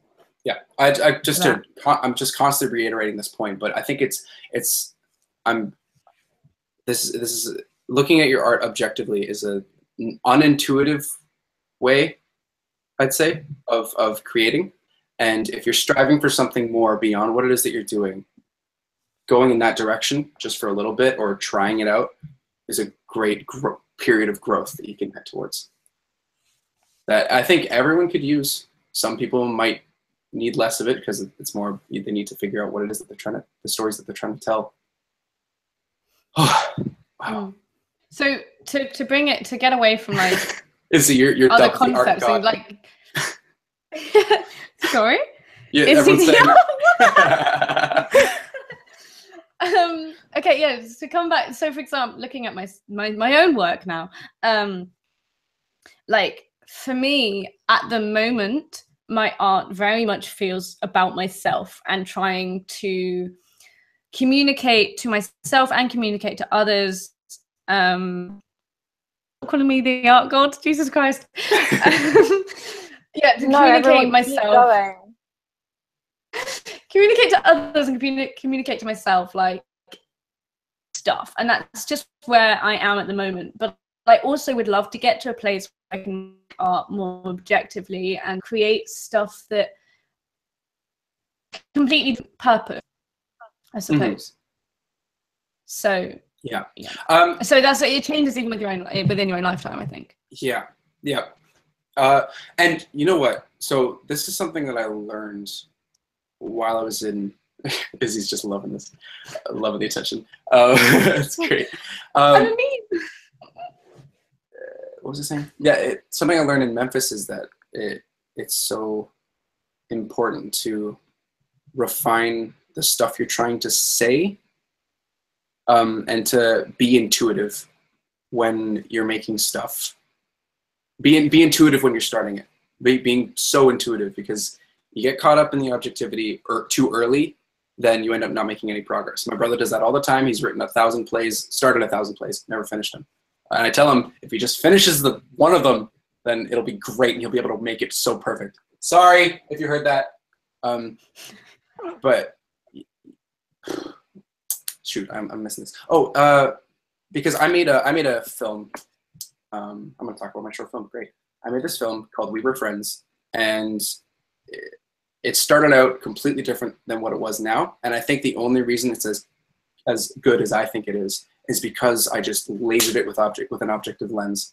And I just hammered out, worked at it so hard, just again and again and again, cutting scenes. I cut like 80% of the scenes that I had written out. There was so much dialogue that is just not shown in the final thing, and it was never ready to release because I hadn't looked at it that objectively enough. And now I think it actually communicates something. Oh, Fran, you right? Yeah, we lost Fran for a second there, I think. Okay. Oh, I guess she's just gone. All right. We've hijacked her channel. Yeah. Cool. I'm sorry, I'm back. Okay. Is everyone okay? It said the whole like call or stream or broadcast ended, and I was like, oh no. Oh no. No, you don't. Also, there's People like are two still Frans talking in the on chat, this according so- to me now. Oh, Okay. there's the memes. No, there's anyone. Now the memes. All right, great. Yeah, I think we're okay. The chat's still going. Okay, perfect. Sorry, I distracted everyone with my I had a direct lack question. of presence for a while. Ben Brewer has asked me a direct question. When you say you looked at it objectively, where were you referencing that objectivity from? Cool. Yeah, that's exactly what I was going to ask you, actually, because like I just can't. Like there's a certain amount of objective. I mean, what even is objectivity? Like I don't know how you. Okay, so what you're talking about. What it was there was a core idea, there was a core image, there was a moment in the film that I wanted to get to, and the spoilers. The guy kisses the girl, and then she shuts the door in his face because she's really mad, and so he misread their relationship, and it's saying sometimes it sucks. That's the message. It's like, and so everything that I had written was trying to get to that point where they did the kissy kiss, and that's what you really wanted. That was the intuition, and that was the message. A kiss and a door slam. That was the image. That was the core, the emotion that I had and put into it. And so the objectivity was, how do I frame this? Because I have this image, I have this thing I really want to say. The objectivity is about framing your core emotion and idea. That's what it means to me. Under what circumstances does the audience see this thing that I'm trying to do? That's I understand that. And so basically everything has to support that idea. Everything has to lead to, as long as you believe in your idea and you make decisions that you study up, you know what you're doing, you can make informed decisions that are all leading towards making that thing get communicated. And so objectively, it's sort of pretending this is some sort of magical idea from other place. How do I get that? And that's the really tricky thing. And it's about being really hard on yourself and really, studying, I guess.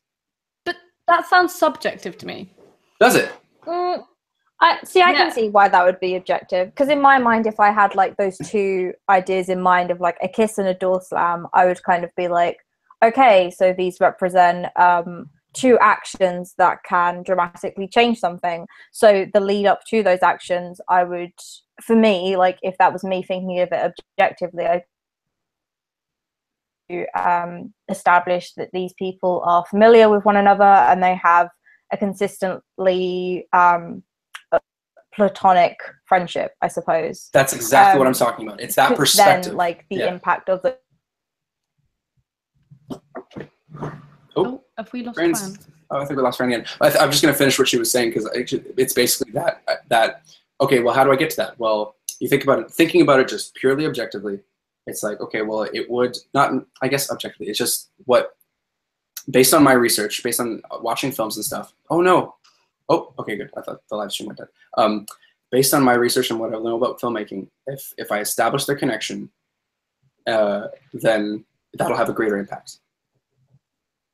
So that's that's sort of an almost objective way of the A and B. So that's what I had to do to frame that moment. That makes sense. I know it sounds objective. I feel like a good thing that we should cover, because a lot of people are talking about it in the chat as well, and I'm starting to feel like I'm losing. What are people considering subjectivity and objectivity? So personally, I think objectivity is actually a bit of a myth. Possible, because anything that you try and look at objectively, aka without bias, is going to be according to your own subjectivity. But yeah, so a lot of people are talking about like the actual definitions of the two words. So maybe we want to define that for ourselves just quickly. Okay. Oh. Yeah, that's the problem. Because I don't know if I have like a set definition, which I really should get one. Thank you everybody for calling me on that. Now I'm gonna have a good definition by the end of this. I'm gonna Google it.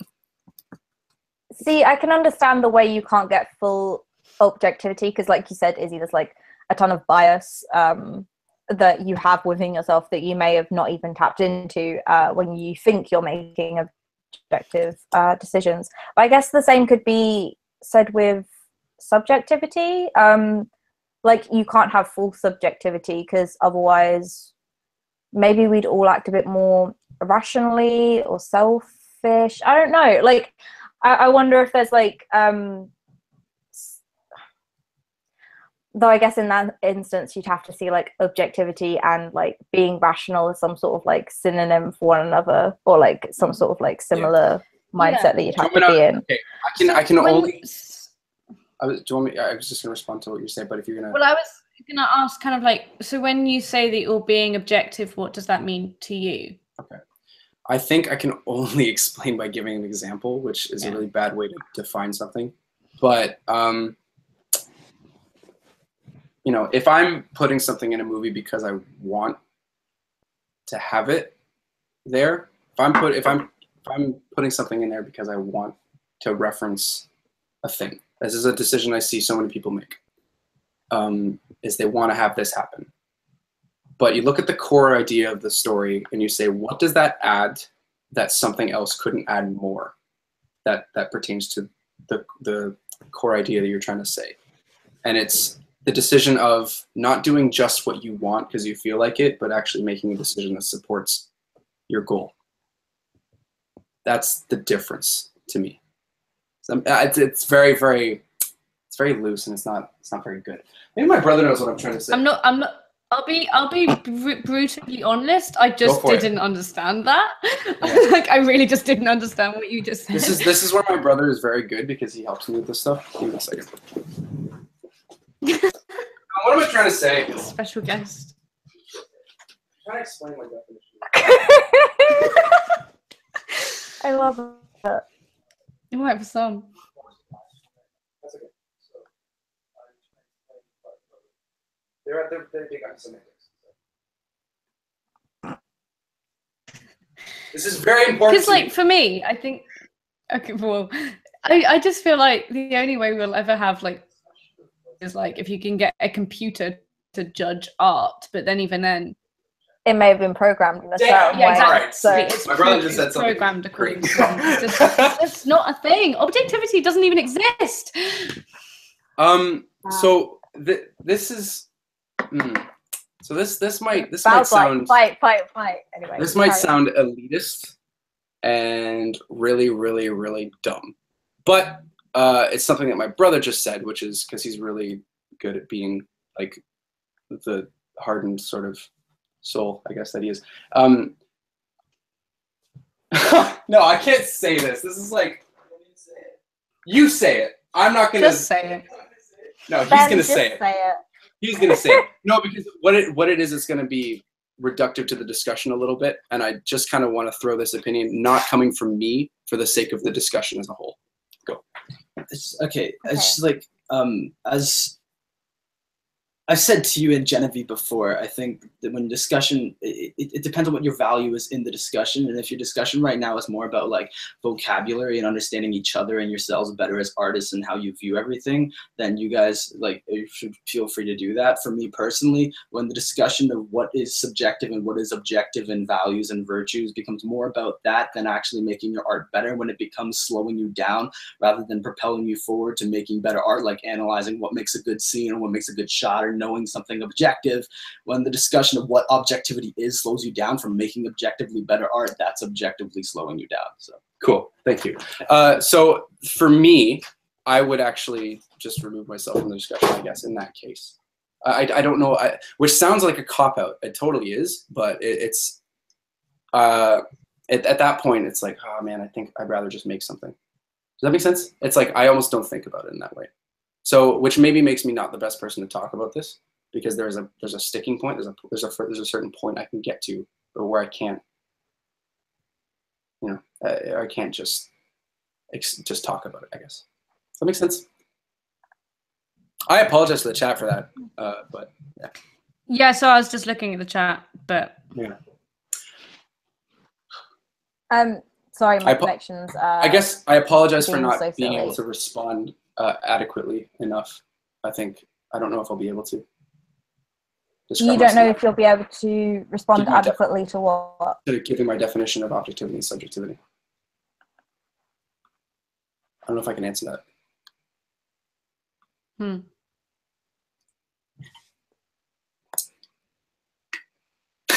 Miss Lunatic says, I personally agree. Subjectively. Yeah, I feel like we've got a little bit lost in like Of course, yeah. objectivity and subjectivity. Yeah, which is natural and totally fine if that's what people want to do. I guess for me and my goal with this live stream. Oh no, Fran again. Whatever. For me and my goal with this live stream is to present this idea of a new way of looking at your art and then making your art better. And hopefully we'll all make better stuff through looking at it through different lenses.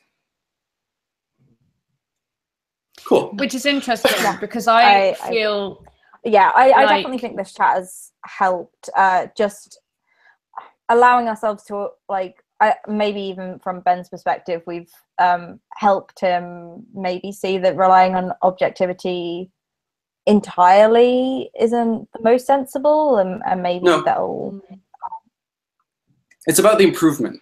It's about taking this to the next step and not just being satisfied with this thing you did.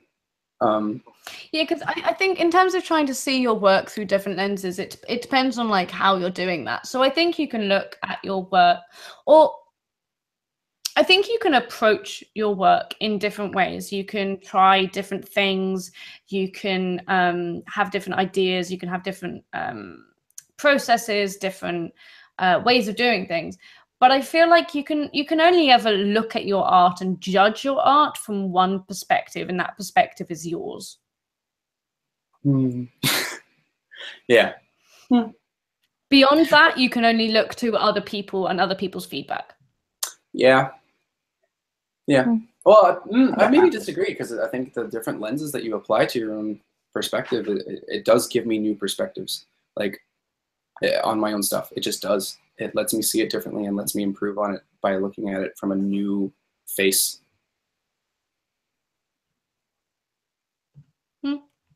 That's my personal experience with working with objectivity. Yeah, I suppose just like my senses of like the different lenses just aren't that clearly defined, really, I suppose. Okay. Yeah. Because I feel like some people have also given like ways you could say objectivity as well. So if Greg's like picked up on those within the comments, that'll be helpful. Oh, shoot. We want to... I haven't seen Greg in the comments for a while. Is he still around? I hope he is. I actually might have to head in like 20 minutes. Well, I was going to say, do we want to bring Greg in and see what's been happening? Yeah, because I might have to leave. Okay. 2 minutes, 15 minutes. Greg is still here. Okay, great. Greg, do you want to join again? Yeah. Please.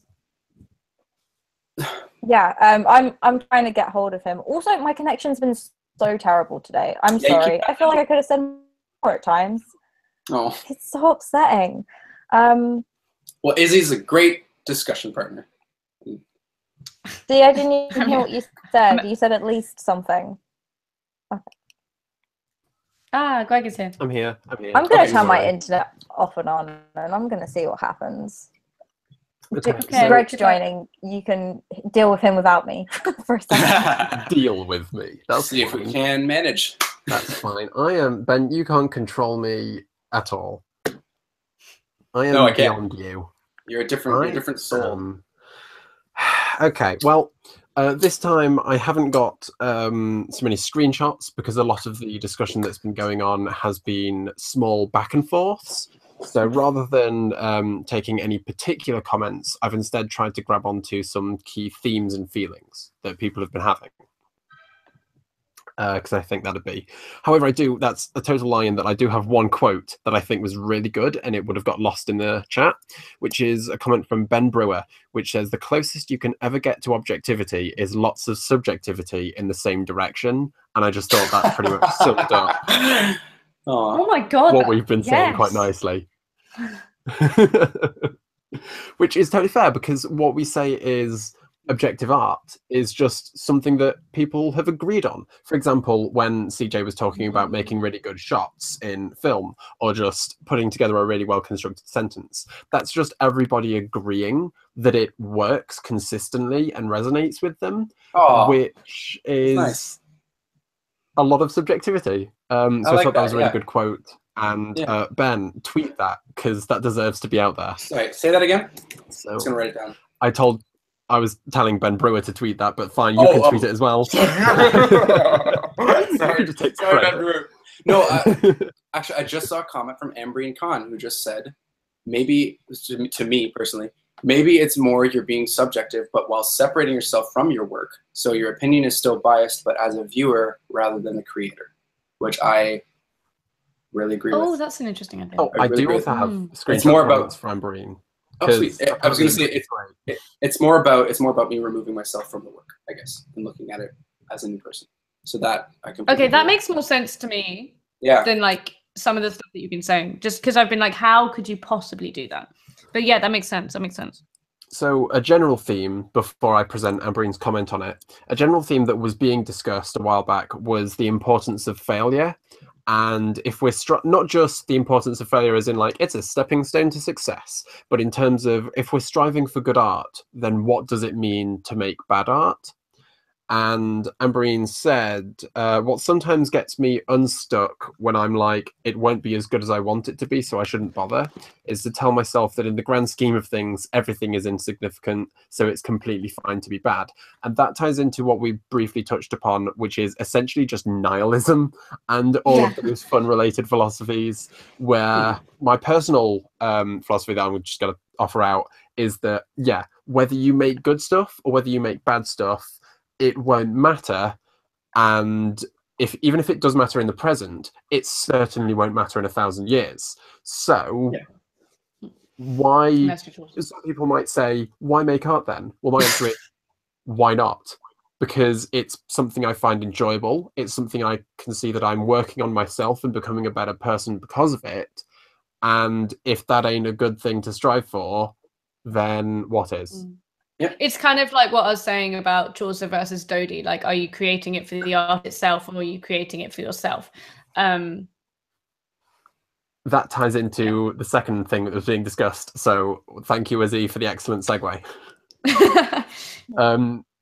There was a mention of autobiographical art, specifically from Miss Lunatic, but also from a lot of other people, saying, what is the relationship between autobiographical art and the art being more important than the artist? Because in that way, if you're the audience member, then valuing the art over the artist is a weird separation. But also if you're the artist themselves and you're actively putting your life and your personal experience into what you create, to then have people value it more than you, but also to have yourself value this ideal more than who you are, that can create a very different experience. And I just wanted to hear your thoughts on that.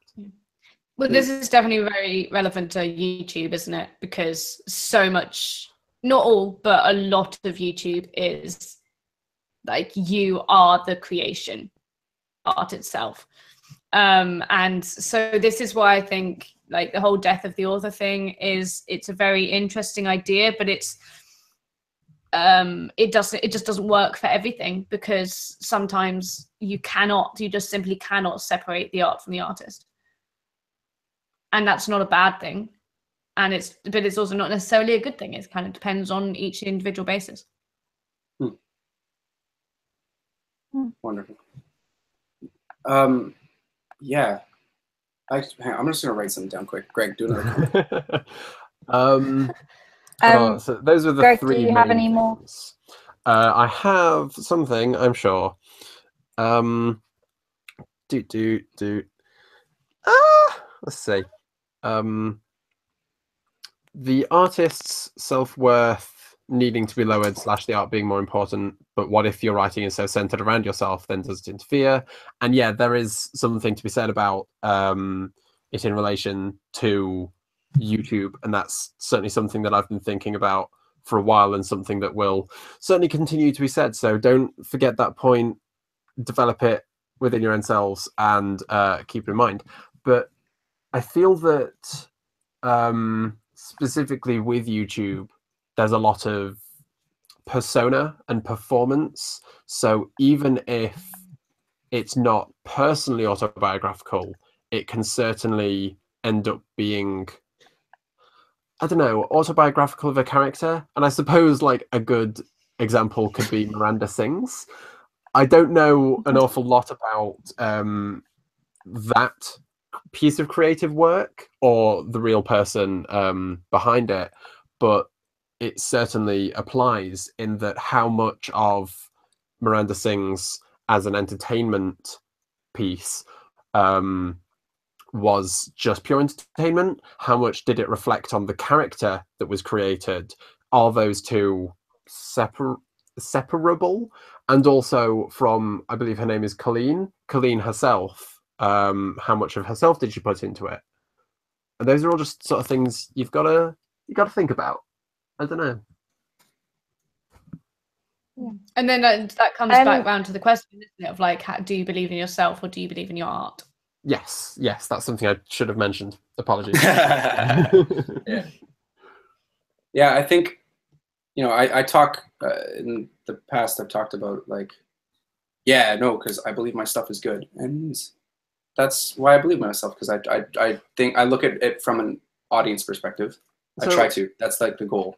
Something that I've been thinking about, Ben, that I'd like to pick your brain on is so essentially the genre of travel vlogs, and how so a lot of those are just you're following me around on your day, but then a lot of it is with regards to the narrative of film technique and such. And I just wanted to question, like, how much specifically, you remember that one time we had a conversation about the one that you had recently uploaded at the time? I think it was during the last Creative Sketchy live stream. Trapped in London. Yes, that one. Okay. How much do you reckon you put of yourself into that? And as a creative work, can you extract yourself from it, or should you? I don't know. How do you feel? I think it very much is myself. I think the more that I look at something objectively, but I mean from the perspective of the audience, the more I work at my stuff from the perspective of the audience, the more it becomes myself. Actually, the more I show in it, I guess, the more that me shows inside of it. I think there's more of me that could be shown, which is what I'm striving to do as I make more stuff. Right. So I think Trapped London is good, but it's not perfect, and it doesn't accomplish exactly what I wanted it to. Okay. I would want to bring Fran into this conversation, but she's having laptop issues, so I'll leave her to her own devices. She'll leave and come back when things happen. Izzy, if you want to jump in, if you have any relevant things you want to throw in, then feel free at any point. So when it comes to basically everything you've just said, Ben, then it becomes, at what point does criticism of the art become criticism of yourself, and where do you reconcile that? Well, if it's mean-spirited, if it has nothing to do with making your stuff better, then it's just mean-spirited and you should ignore it. It's just criticizing you and not the art, and there's no point in listening to that discussion. What if it's more sort of, if someone says that this particular aspect of the work just fails, but it's something that you hold as a key part of yourself that you try to communicate to people, then where does it? I don't know. I've not thought about this much, as you can clearly tell. I would think then I would take it seriously and say that, oh well, I haven't communicated what I'm trying to communicate. You know what I mean? Right. Okay. Then so I wouldn't consider that. I wouldn't consider that a personal attack. An element of this that I believe Ben Brewer has just mentioned is David Attenborough. David Attenborough is a very skilled host of documentaries. That's just indisputable. However, a lot of it is due to him. Like I'm not going to ignore the creative work of literally everyone else who works on these documentaries, but a big reason that everyone tunes into them is because he's on them. Yep. And he's sort of developed his own style. And at what point do you say that, oh, that's because it's just good? And then at what point do you say, oh, it's because he's nice, if you feel me? I don't really. Right. Sorry. I was going to say, like, it kind of links in how much of your creations are part of your identity. And I think that's kind of relevant to what you're saying. He is known as the documentary guy, fundamental part of probably how he sees himself, as well as how other people see him. And I was going to say, like, with regards to my own stuff, I have I only started writing poetry and songs like, you know, a couple of years ago, but I've been performing and being involved with artistic endeavors, shall we say, literally since I could walk.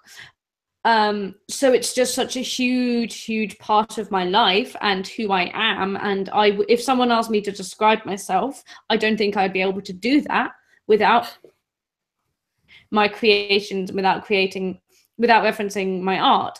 So that means that there is this inherent link where if people start criticizing, then it's almost impossible for me to remove it from myself unless I myself am far removed from the work.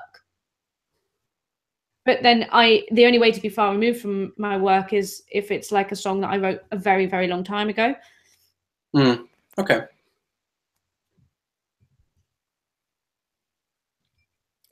I'm just loving seeing Ben think. You can physically see the cogs turning. Brilliant. I'm a bit rusty. What?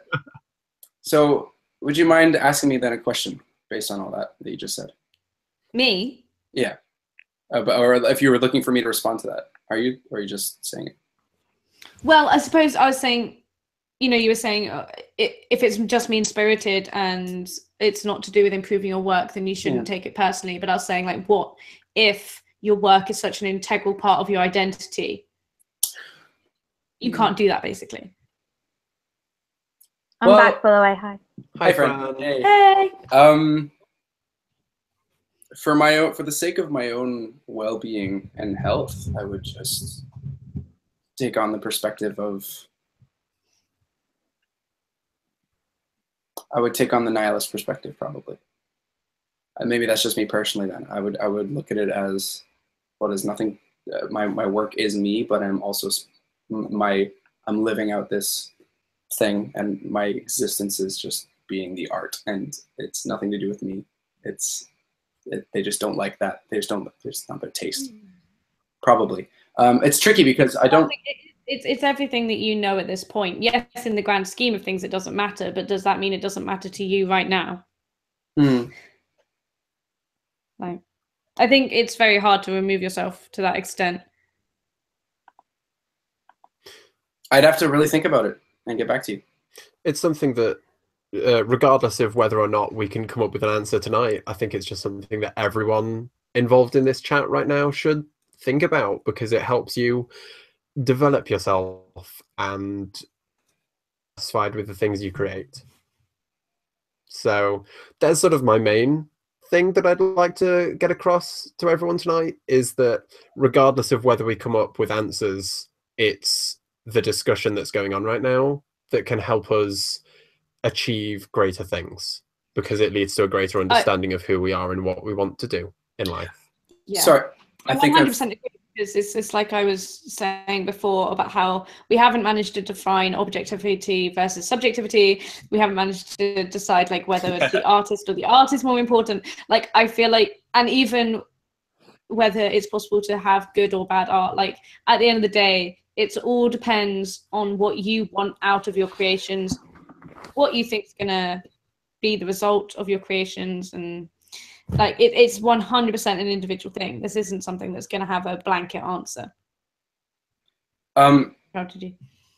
Sorry, absolutely. It's just a case of letting everyone know the options, I guess, for approaching their art and creativity. Yeah.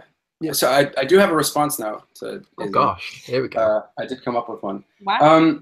I think it comes to me for my process if the discussion about my art ends up being reductive and just stalling me from making more stuff, if I'm just agonizing over that, then I would probably ignore it, actually. I think because if I believe in it enough myself, and if talking about it with a person who believes that my identity is the problem, then I think that would be reductive to my process, and I wouldn't make as much stuff. So I'd probably try to steer away from it in general. You seem to have an astounding self-confidence. I'm really impressed. Well, I mean, I think it does come for me from that. No, wait, that wasn't a criticism. No. I mean, I know. I think I'm it comes impressed from. and also in awe of No, Ben, you're the biggest egotist I've ever met. It's great. No. My ego is massive, and I think that it gives me it's an asset. I think it's an asset for me and I think it comes from that idea that I believe that because I care so much, that I'm capable of being great. And because I have that capacity, it all it takes is the work. So I have it in me, I guess. I'm good at ignoring. I genuinely think everyone should have an ego, regardless of whether it's founded or not, regardless of whether it's real or not. Everyone should have some form of public ego, because it does make you more confident in your own creations. And also, if you make sure people recognize that you're not just a massive knob, then it can sort of make your work, I don't know, more worth seeing. But in terms of if you go up to someone and they say, "Hi, here's my notebook, it's got all my art in it, but don't look at it, it's awful," you're going to be like, "Oh, well, okay, sure." But if someone says, "Hi, here's my book, and I think it's pretty darn cool," then you're going to be like, "Hell yeah, I'm going to look at this." Yeah. See, I think to play a kind of devil's advocate, I suppose. I mean, that's what you're saying is true. Sharing your work and getting it out there and having the confidence to there's no doubt that if you want to have money and resources and people involved in your work, then you need to be confident. But I also think humility in art. I think you need humility to what's gone before, to other people that are currently working. Ego can be good, but it can also be such a downfall, because it can make you I agree, because then you screw up and now double the fall because you have twice the price. Yeah, and it's quoting Star Wars Episode 3. So you if you can look at your stuff, and this is actually, this discussion has helped so much, and especially Ambreen for that comment, because I think what I'm talking about is not necessarily objectivity, but the ability to remove yourself from the work so you're viewing it as a viewer. And so taking the audience into account on every decision you make, making informed decisions, will make your stuff better. If you look at it from the perspective of what is this doing to the audience, mostly, what would this do to the audience? Then you're making informed decisions and your stuff is just better. And that, I would say, objectively better. But so people who want to, getting philosophical again, what about people who want to alienate with their art? People who want to build that block between, looking at someone like Brecht. Or, I do this myself with a lot of my poetry. It's about very personal things, and I actually almost don't want the audience to understand. I almost kind of want to have these things and words and stuff that would only communicate something to me, but in a kind of almost like a test. If you can get through this and still understand, then that means something. But yeah, so interesting. I suppose my question is kind of, what about people who want to ignore the audience to a certain extent? That's not the kind of art I'm interested in making. That's not the kind of art. It's not the kind of art. That's a big question. For me, that's not the kind of art I'm interested in making. And that's not and my perspective would not help those people. I think they're talking about making different kinds of art. That I'm about communication and communicating the ideas that I want to present effectively. Can I have communication kind of communication in itself? Excuse me? Yeah, Sorry. the only, sorry, my connection's still not great. It's okay. But the only because I do the same with lyrics. Sometimes I don't necessarily want the audience to catch on to what I'm saying. So I'll flood it with stuff that they can analyze. So it's just, it's just a case of, I think in that instance, that's when it really works to be true to yourself, and then something may resonate with them. And actually, you're giving people the opportunity to find so many meanings within one line, which means you may actually have a chance of impacting more people, because you're not just giving them like a direct communication for what you're saying. Yeah. I just want to briefly comment on what's going on in the chat right now, because I feel that it'll clarify what I said, and also I feel it's important to say there's a lot of disagreement going on about the whole ego thing, not only just with me, but also in amongst the chat itself.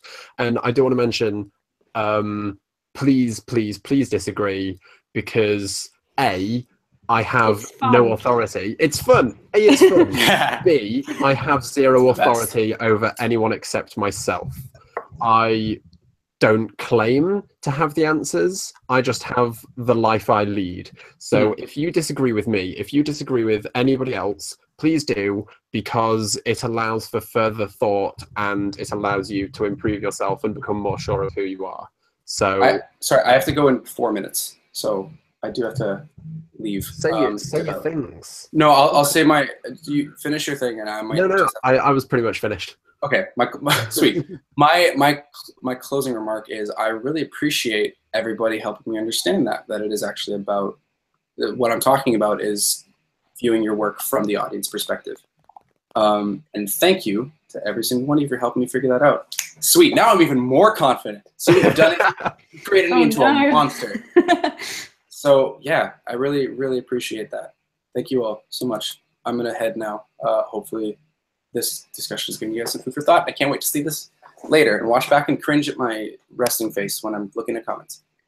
Yeah, thanks everyone for the chats, but my connection's been so shoddy. I feel like I've learned a lot. I feel like I'm going to take on objectivity a bit more in my work, and I was thinking of doing that anyway, but now I'm going to see the point of it more, I guess, and the purpose for it. So yeah, Yay. Much appreciated, Ben. Thanks for the discussion topic today. Yeah, thanks. I'm just an idiot with a camera. Don't worry. Just remember that. We know. Don't worry. We We're the one. Just keep that in mind. With that, I've got a good ego, but it doesn't stop you from. But yeah, you know, it's all good. I'm still a human. Sweet. It's always fun to take down the person with the big ego, because you know they can take it. Sweet. Can I just? There was like one comment in the chat which I thought was quite good, and it would actually like work as quite the summation of this whole conversation. Someone was like, Leighton Chronicles was like, the idea or essence of the art is like Play-Doh or putty, and the objectivity is the mold that you pour it into. Yeah. Right? Really? Hot damn. Really?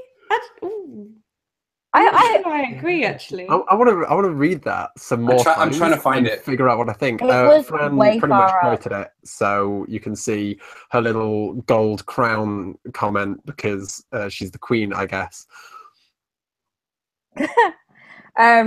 Yeah, like if this live stream, if my connection wasn't so shoddy, I would have been like, Leighton, do you want to come on the live stream? Because I think that's a very interesting quote for sure. I'm gonna tweet Leighton later and be like, oh, let's have a talk, buddy, because gosh, I can't find it. I'm looking for this comment. So it sounds. I'll send you a way far up.